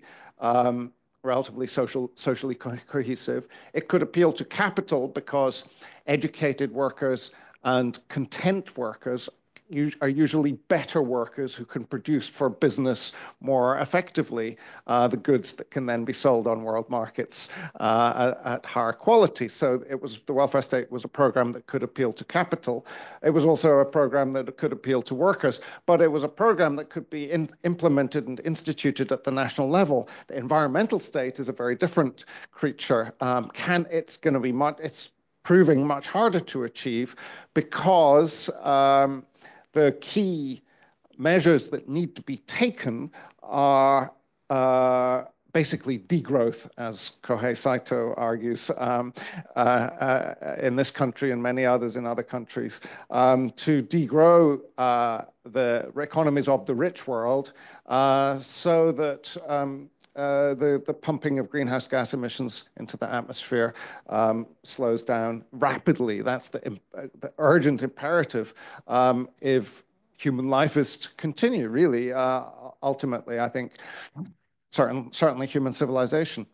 Now, that does not appeal to the interests of states and capital in anything like the same way, because the beneficiaries of Japan or China or Britain or America reducing their greenhouse gas emissions are people elsewhere. And those states and those capitals have no interest in people elsewhere. So this is one of the ways in which people around the world, one of the reasons for which people around the world are feeling increasingly powerless and insecure. The way of addressing that, the only way I see realistically possible is large-scale social movements and revolutions. There has been an absence of that for a long period of time. The last period of very intense social movement activity around the world was the 1960s and early 70s. Perhaps Japan was excluded from that wave to some extent. The most recent such wave in Japan was in the 1945 to 48 period, where you had a very mobilized society. At times like that, you can see, I can see great hopes arising, but we, alas, have not seen such mobilization of society for a very long time. Finally, to just very brief comments on the particular questions. Yeah, I mean, you're right that recent debates on social embeddedness, the concept, you're absolutely right that recent debates in Polanyian thought and in wider discussion have insisted on the social embeddedness of all markets. But that's not really what Polanyi meant, I do not think. Polanyi was talking about the specifically alienated form of capitalist society, not that markets are meaningfully embedded in capitalist society. I argue that in the book of mine on Polanyi that has not been translated into Japanese, the one called Karl Polanyi, The Limits of the Market. I discuss the embeddedness in that. Time's running out, so I won't say more on that. I'll just refer to that book. You know, so once again, thank you. I won't comment on Sakuma-san's presentation. I have some comments I could make, but I've been taking too much of your time, and I know that lunch beckons and so on. So I will just apologize for not answering all of your very interesting questions. I hope I've addressed some of them. Thank you so much for a very valuable and thoughtful response to our papers. And I'll hand over to Monsieur Sakuma.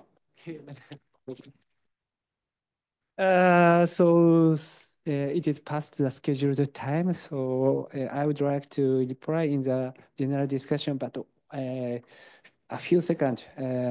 So I believe that the discussion of social freedom is very important, more relevant now than even before.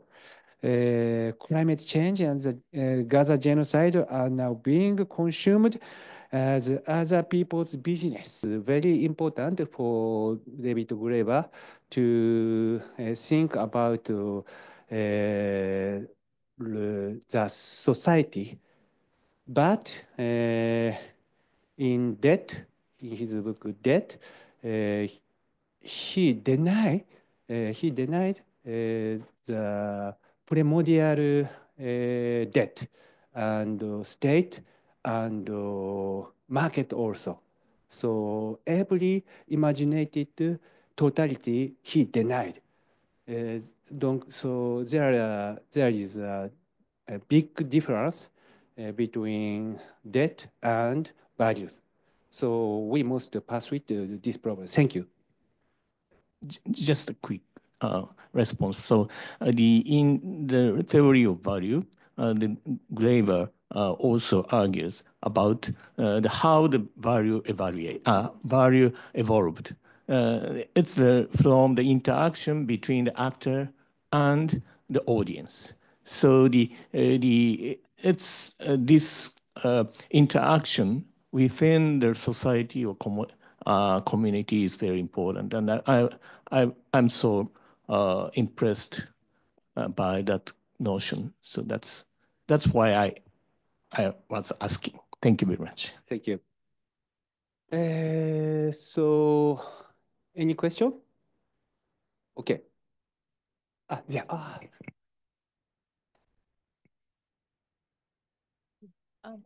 I had one question that I posted, and then the second one I haven't posted, but a general comment or a question. The first question was to Professor Dale about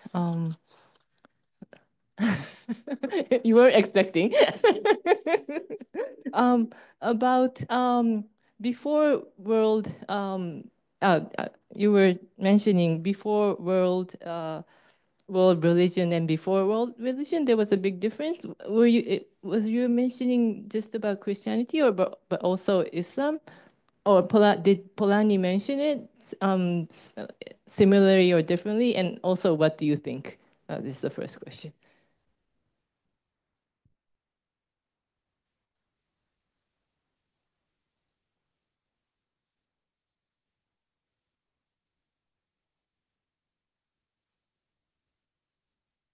Polanyi wrote about Jesus in the early 1920s. To answer your question, the distinction he was making at that time was between the period before the world religions, the Christianity, Islam, etc., and Judaism, etc. The axial age. David Graeber talks quite a lot about that in his book on debt as well, and the subsequent period. But then I went on to say Polanyi,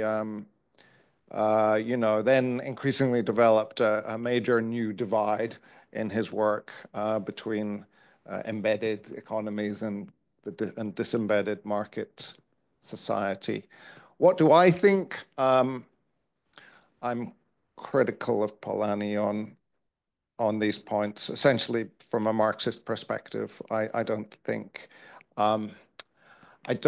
it's helpful to talk about modern capitalism as a market economy simply. I think capitalism is the more useful concept. Why? Because it contains the concept of capital, which Polanyi did not use, did not develop. Capital in the Marxist sense as a relational concept, one that is bound up with the idea of capital accumulation. I think in the age of environmental destruction, the concept of capital and capital accumulation is particularly important because it helps explain the infernal dynamism of the world's trajectory under capitalism, which I think the relatively static concepts of reciprocity redistribution versus market exchange don't help us enough to capture. And Polanyi was more conversant in the term capitalism in his more radical period of the 1920s and 1930s, but by the time he got onto the Great Transformation, he had dropped it, and I think that was a mistake. Okay, thank you so much. Can I go on to my second comment or a general comment, or rather question? It was very fascinating to see very diverse presentations. And if I allow myself to categorize the presentations, I think many of the presentations from the Japanese presenters were maybe at the community level, anthropological, and also theoretical. And I think from our African guests, we had very, mainly based on dependency theory, very pessimistic, rather the previous one very optimistic. And then maybe national or international level, very pessimistic, and the truth of structural problems, which remain until today. And then also we also had the first lecture from our European. Maybe we also have, but I think it sort of also presents the phase of our scholars. And sorry, and then I think if we go, and then when we talk about degrowth, okay, and then I think it's all of them is very important. And I sympathize for all of the perspectives. And I asked this question because I teach development studies in my university. And at the same time, I also do field studies, and I have similar pessimistic and optimistic, and also worries about the future, which we need to think about. So my question would be, I think it's fascinating how Polanyi, would have some influence to some extent to all the presentations. How do you see yourselves connected, maybe in your thoughts? Or sympathize, or maybe disagree. So that would be my question for the overall.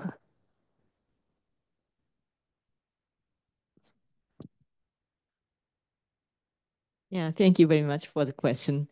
Yeah, actually, several years ago, I wrote an article about the connection between Giovanni Arrighi and Karl Polanyi. And then I got a comment in some journal. Yeah, okay, I understood what is the connection between Arrighi and Polanyi and so on. But it had been much better if you write something about the importance of Polanyi's idea to the present world, to the global south. And that's why somehow I switched my direction, not only archive work, and which I love, but also, what we can do. Getting some idea from Polanyi, but as all of the presenters said, well, Polanyi is not the omnipresent. No? He's not the perfect, of course. No? Of course, he had the restraint of the age.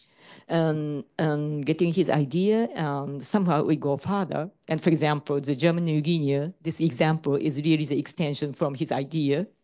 He could see some, but of course he could get ideas from Marinovsky and Trumbart, but these anthropologists had also their limit of the time.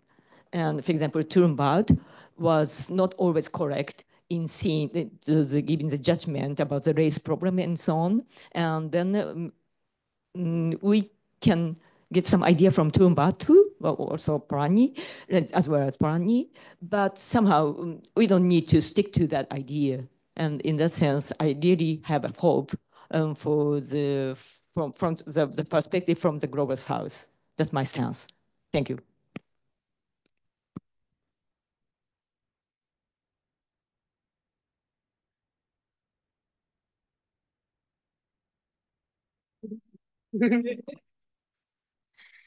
Thank you. You said that some of the presentations are very pessimistic. But from my perspective, what I said, what I showed was that there is a general feeling today in Africa, not only for the CFA countries, but for other parts of Africa, there is a general sentiment of fighting domination, imperialism, colonialism. The vestiges of colonialism in Africa, as I said, giving the example of France today, France is on the defensive almost throughout Africa. It's because people are aware of the necessity today to recover their sovereignty. Because all the models inherited from imperialist countries have failed, even from international institutions like World Bank and International Monetary Fund. All these models have failed. And these Africans see the necessity to look for models that are from reason, to reflect on the necessity for them to invent something different based on their history, based on their realities, instead of always depending on outside forces. So in my opinion, this is optimistic because especially if I think of the youth in Africa, wherever you go, they are aware of the necessity for Africa to liberate itself from foreign domination, to invent a new model that's best for Africa. They reconnect with ideas of Kwame Nkrumah, Samir Amin, Thomas Sankara, who are seen as models, as figures of Pan-Africanism who fought during their time, who have been ostracized by the Western world. Nkrumah was a victim of coup d'etat by the Anglo-Saxon countries, the United States and the United Kingdom. Thomas Sankara was assassinated by France and his henchmen in Burkina Faso and others.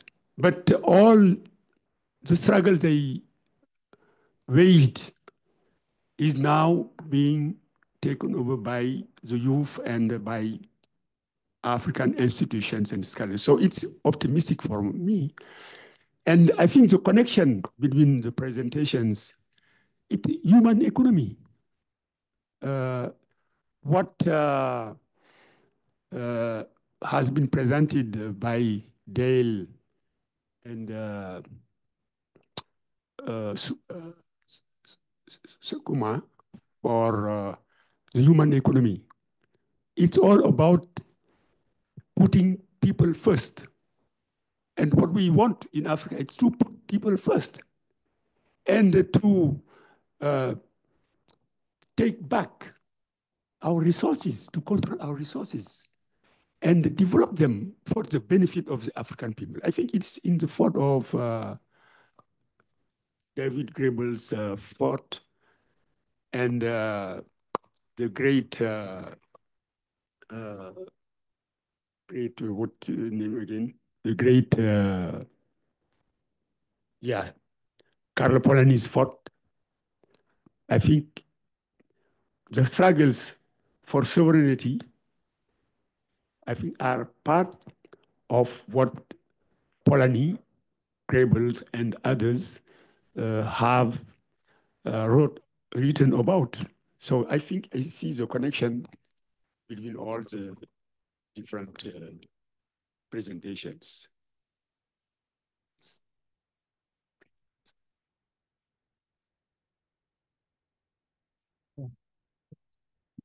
Thank you for your comment about optimistic or pessimistic.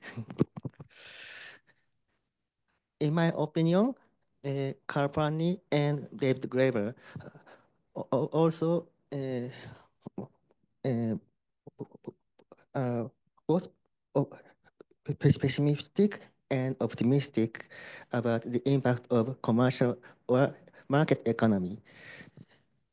The impact of commercialism cannot be ignored in the era of globalization, but cultural anthropologists focus on people's action mainly. So, in my opinion, the duty of cultural anthropologists is to describe the possibility of human economy. Thank you.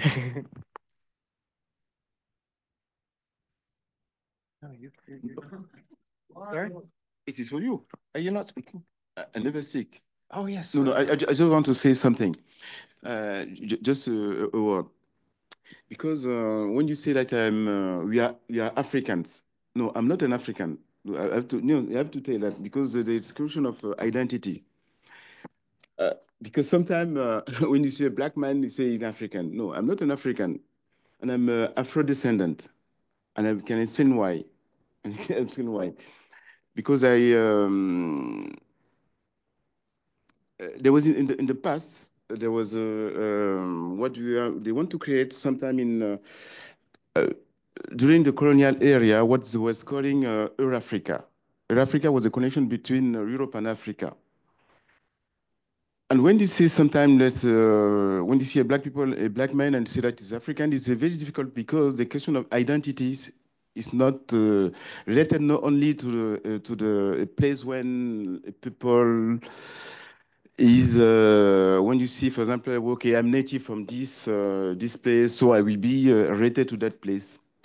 I consider myself as a citizen of the world. And when I consider myself as a citizen of the world, is that your country is where you are living. Your country is where you are living. Since 30 years now, I'm living in France. So I consider myself not like a Frenchman, but as an Afro-European. Because the transformation, what my colleague, Mr. Dembele, Dr. Dembele thought about the connection between, relationship between Africa and Europe, because I will keep up to my position of a scholar to be, because I have another position of working as an activist. In the past, you have that word that we call the community of fight, for example, and that is nowadays is intersectionality. Okay, if you fight for the right of the women, you also fight for the right of disabled people. You also fight for the right of migrants. You also fight for the right of all the population. And that fight is not only an African fight. When I say African fight, it's a fight for those who are living in Africa, but it's a global fight. And that global fight, you have also to make it in Europe.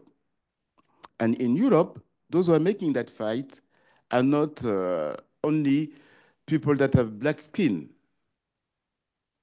And when you say that people is African, you reduce the fight because it's a global fight. And what Dr. Dembele said, what is the link between all of us is the link of humanity. What is really ontologically a human being? That is the question. What is ontologically the way of appropriate the capital? Is the capital something that will be only for a few people? Or you have to have a reflection. And what the reflection in Africa is a reflection also about the redistribution. Because in Africa, the only problem in Africa is not Europe. The main problem in Africa also is the problem of the African leaders. And when Dr. Dembele was thinking about Kwame Nkrumah, Thomas Sankara, also we can speak also about Julius Nyerere in Tanzania, all the people, because by that time there was the leader, a true leader. But during the last 5 decades, our leaders was just acting like imperialist governor. They were just the governor of the country, because you don't have to forget that all that African countries, mainly, they have been created during and after the Berlin Conference.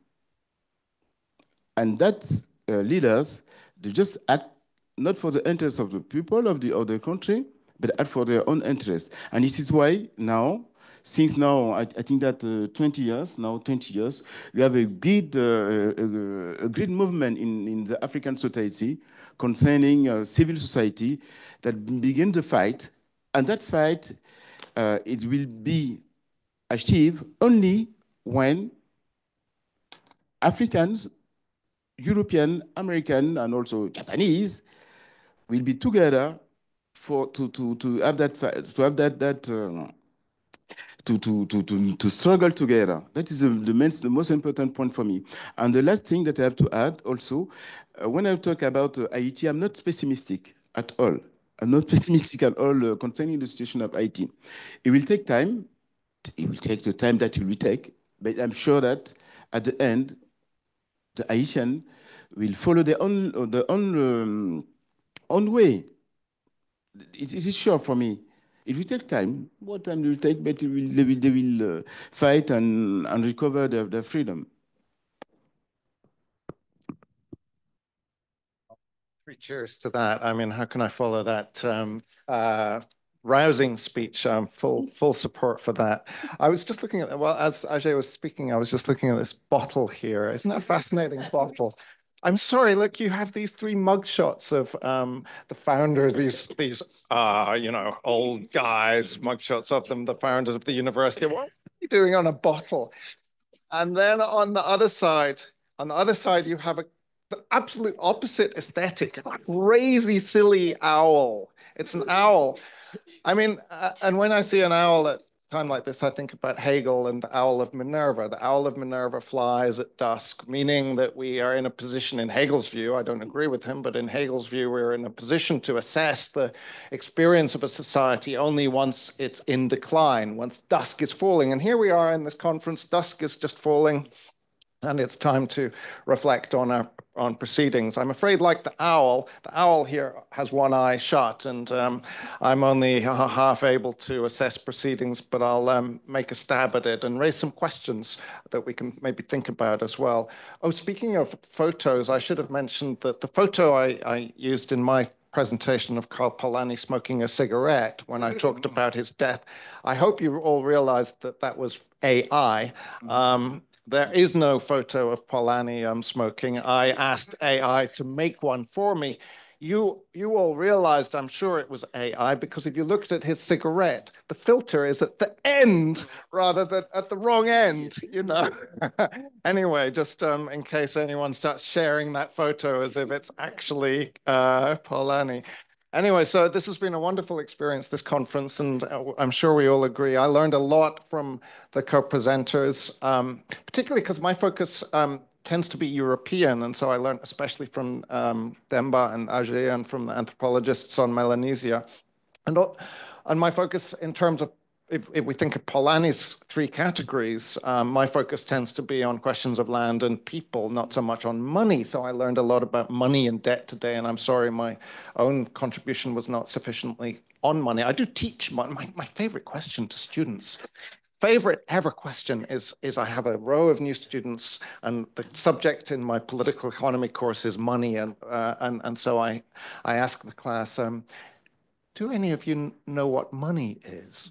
And everyone's, what a stupid question. Of course we know what money is. And then you ask them, and they're, well, it's sort of stuff in my phone or it's in my pocket. And anyway, so one of the things money is a form of power. And so when Juntaro and Chikako talked about, at one point they were saying power relations in trade between Europeans and Tolai people were always symmetrical. And I wonder if that can have been the case. I don't know what they meant by this, because the tax obligation was in marks.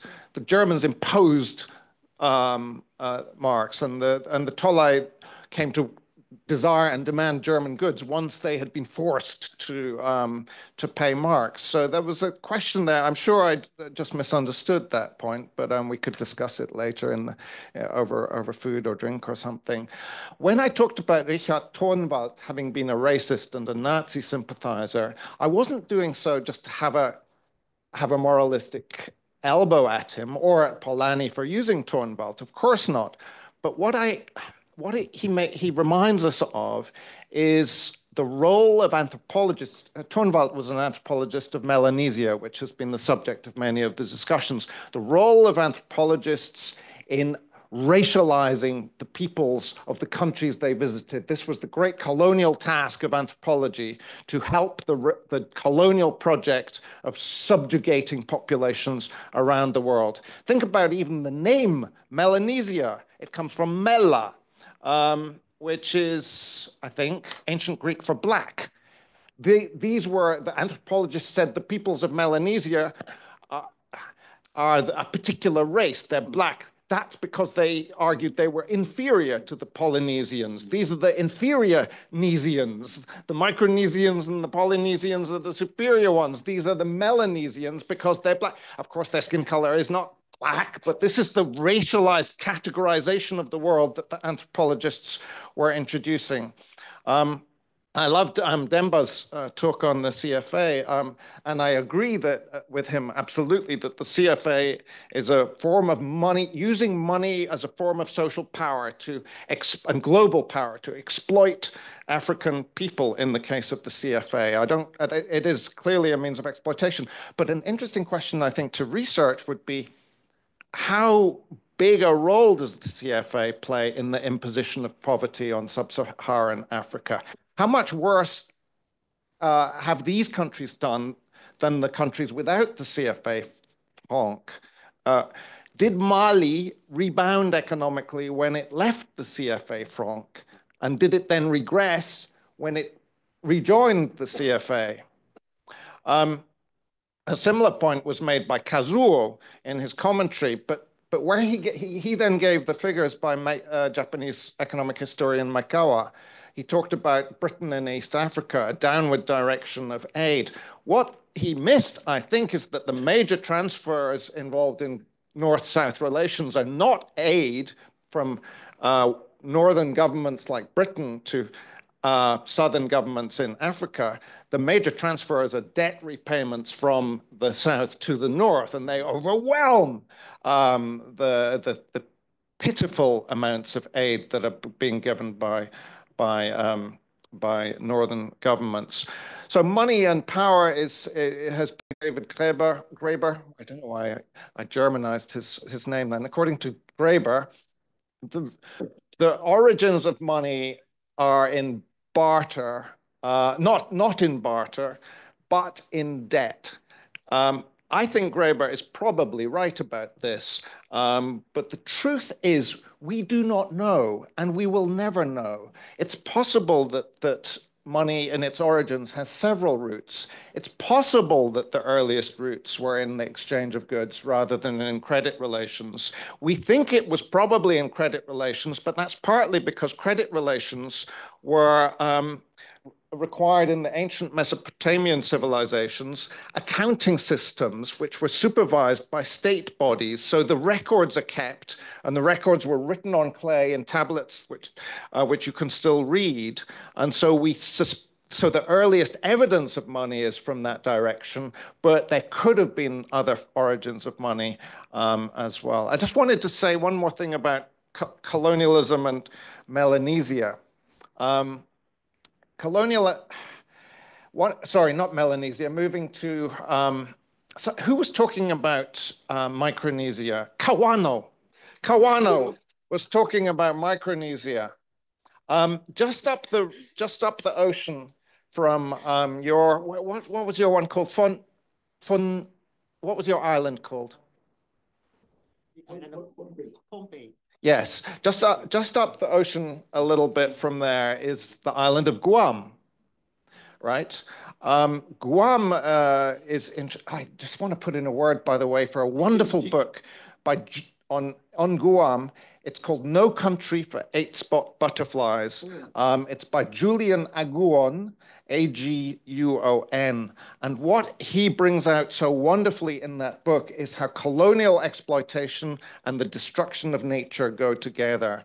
Now, there's been a lot of talk about colonialism in this conference, but nobody has, apart from me, ever mentioned Japanese colonialism. Why not? Why is there such silence about Japanese colonialism?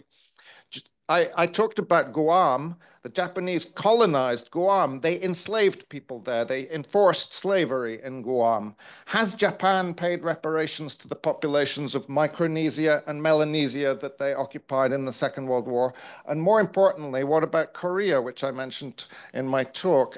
When I say more importantly, I just mean more importantly because Korea was a much longer colony, for a much longer duration, a colony of Japan than any of the islands of Micronesia and Melanesia. What's the situation with reparations? Japanese companies such as Mitsubishi, I forget which, are refusing to make reparations to the people of Korea who they enslaved. Why in an anthropology conference is Japan's role here not being mentioned? Reparations, my friend Ajay mentioned the Queen of England making some sort of apology. Now, I don't want to dispute Ajay singling out France as the worst offender and using Britain as a positive foil, but maybe he's right. But remember, this is just a different style to Britain's refusal to pay reparations. The British ruling class is very, very accomplished at sounding polite and affecting liberal sympathy for the populations of the world, while privately being absolutely flint-hearted and determined to pay no reparations at all. But in Britain, we have seen a social movement arising over reparations, the need to pay reparations to the third world, which is very positive. It's supported by human rights NGOs, supported by ordinary citizens, supported by churches, and so on. Final point I want to make, as usual, I've taken too much time. I'm so sorry.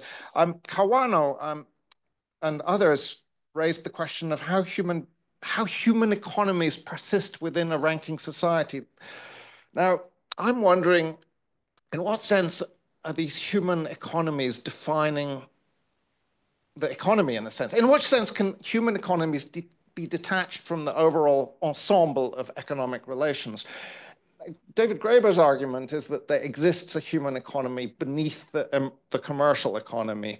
This, I think, reminds me of Fernand Braudel, who categorized 3 layers of economy: capitalist, market economy, and material life. I think Polanyi and Graeber both have some connection there to Braudel. For me, a more viable analysis really is as you are aware, is that of Marx, where you start with relations of exploitation. Who is extracting the surplus from whom, and how are they extracting the surplus? What is the mode of surplus extraction? So for me, that's the more realistic form of analysis, but I know I'm in a tiny minority here in the room, and so we'll proceed to just debate these things over a meal, which is always the highlight of a conference, I suppose, meal or drink or something. So thank you very much once again.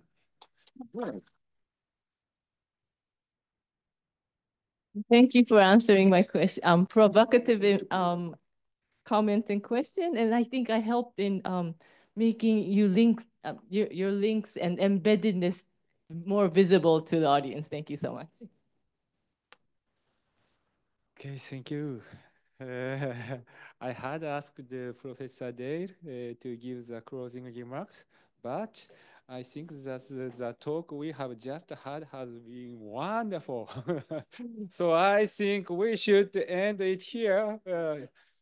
However, I don't mind if we take one more question. No? In Japanese also. Okay? Okay. Online people, but we can't use chat box, so okay. 来てる？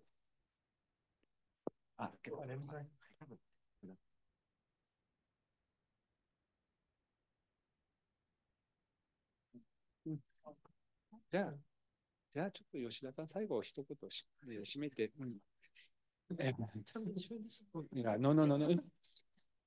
No. Okay, so now we must finish this wonderful experience with all people in this place, Meiji University. We succeed to study all things about the world, human economy, money, and debt. So thank you very much.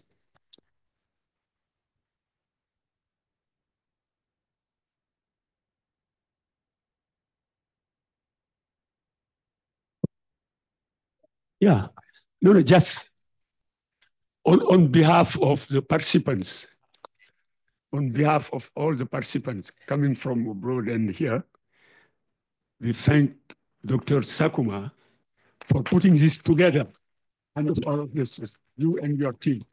Thank you. I'm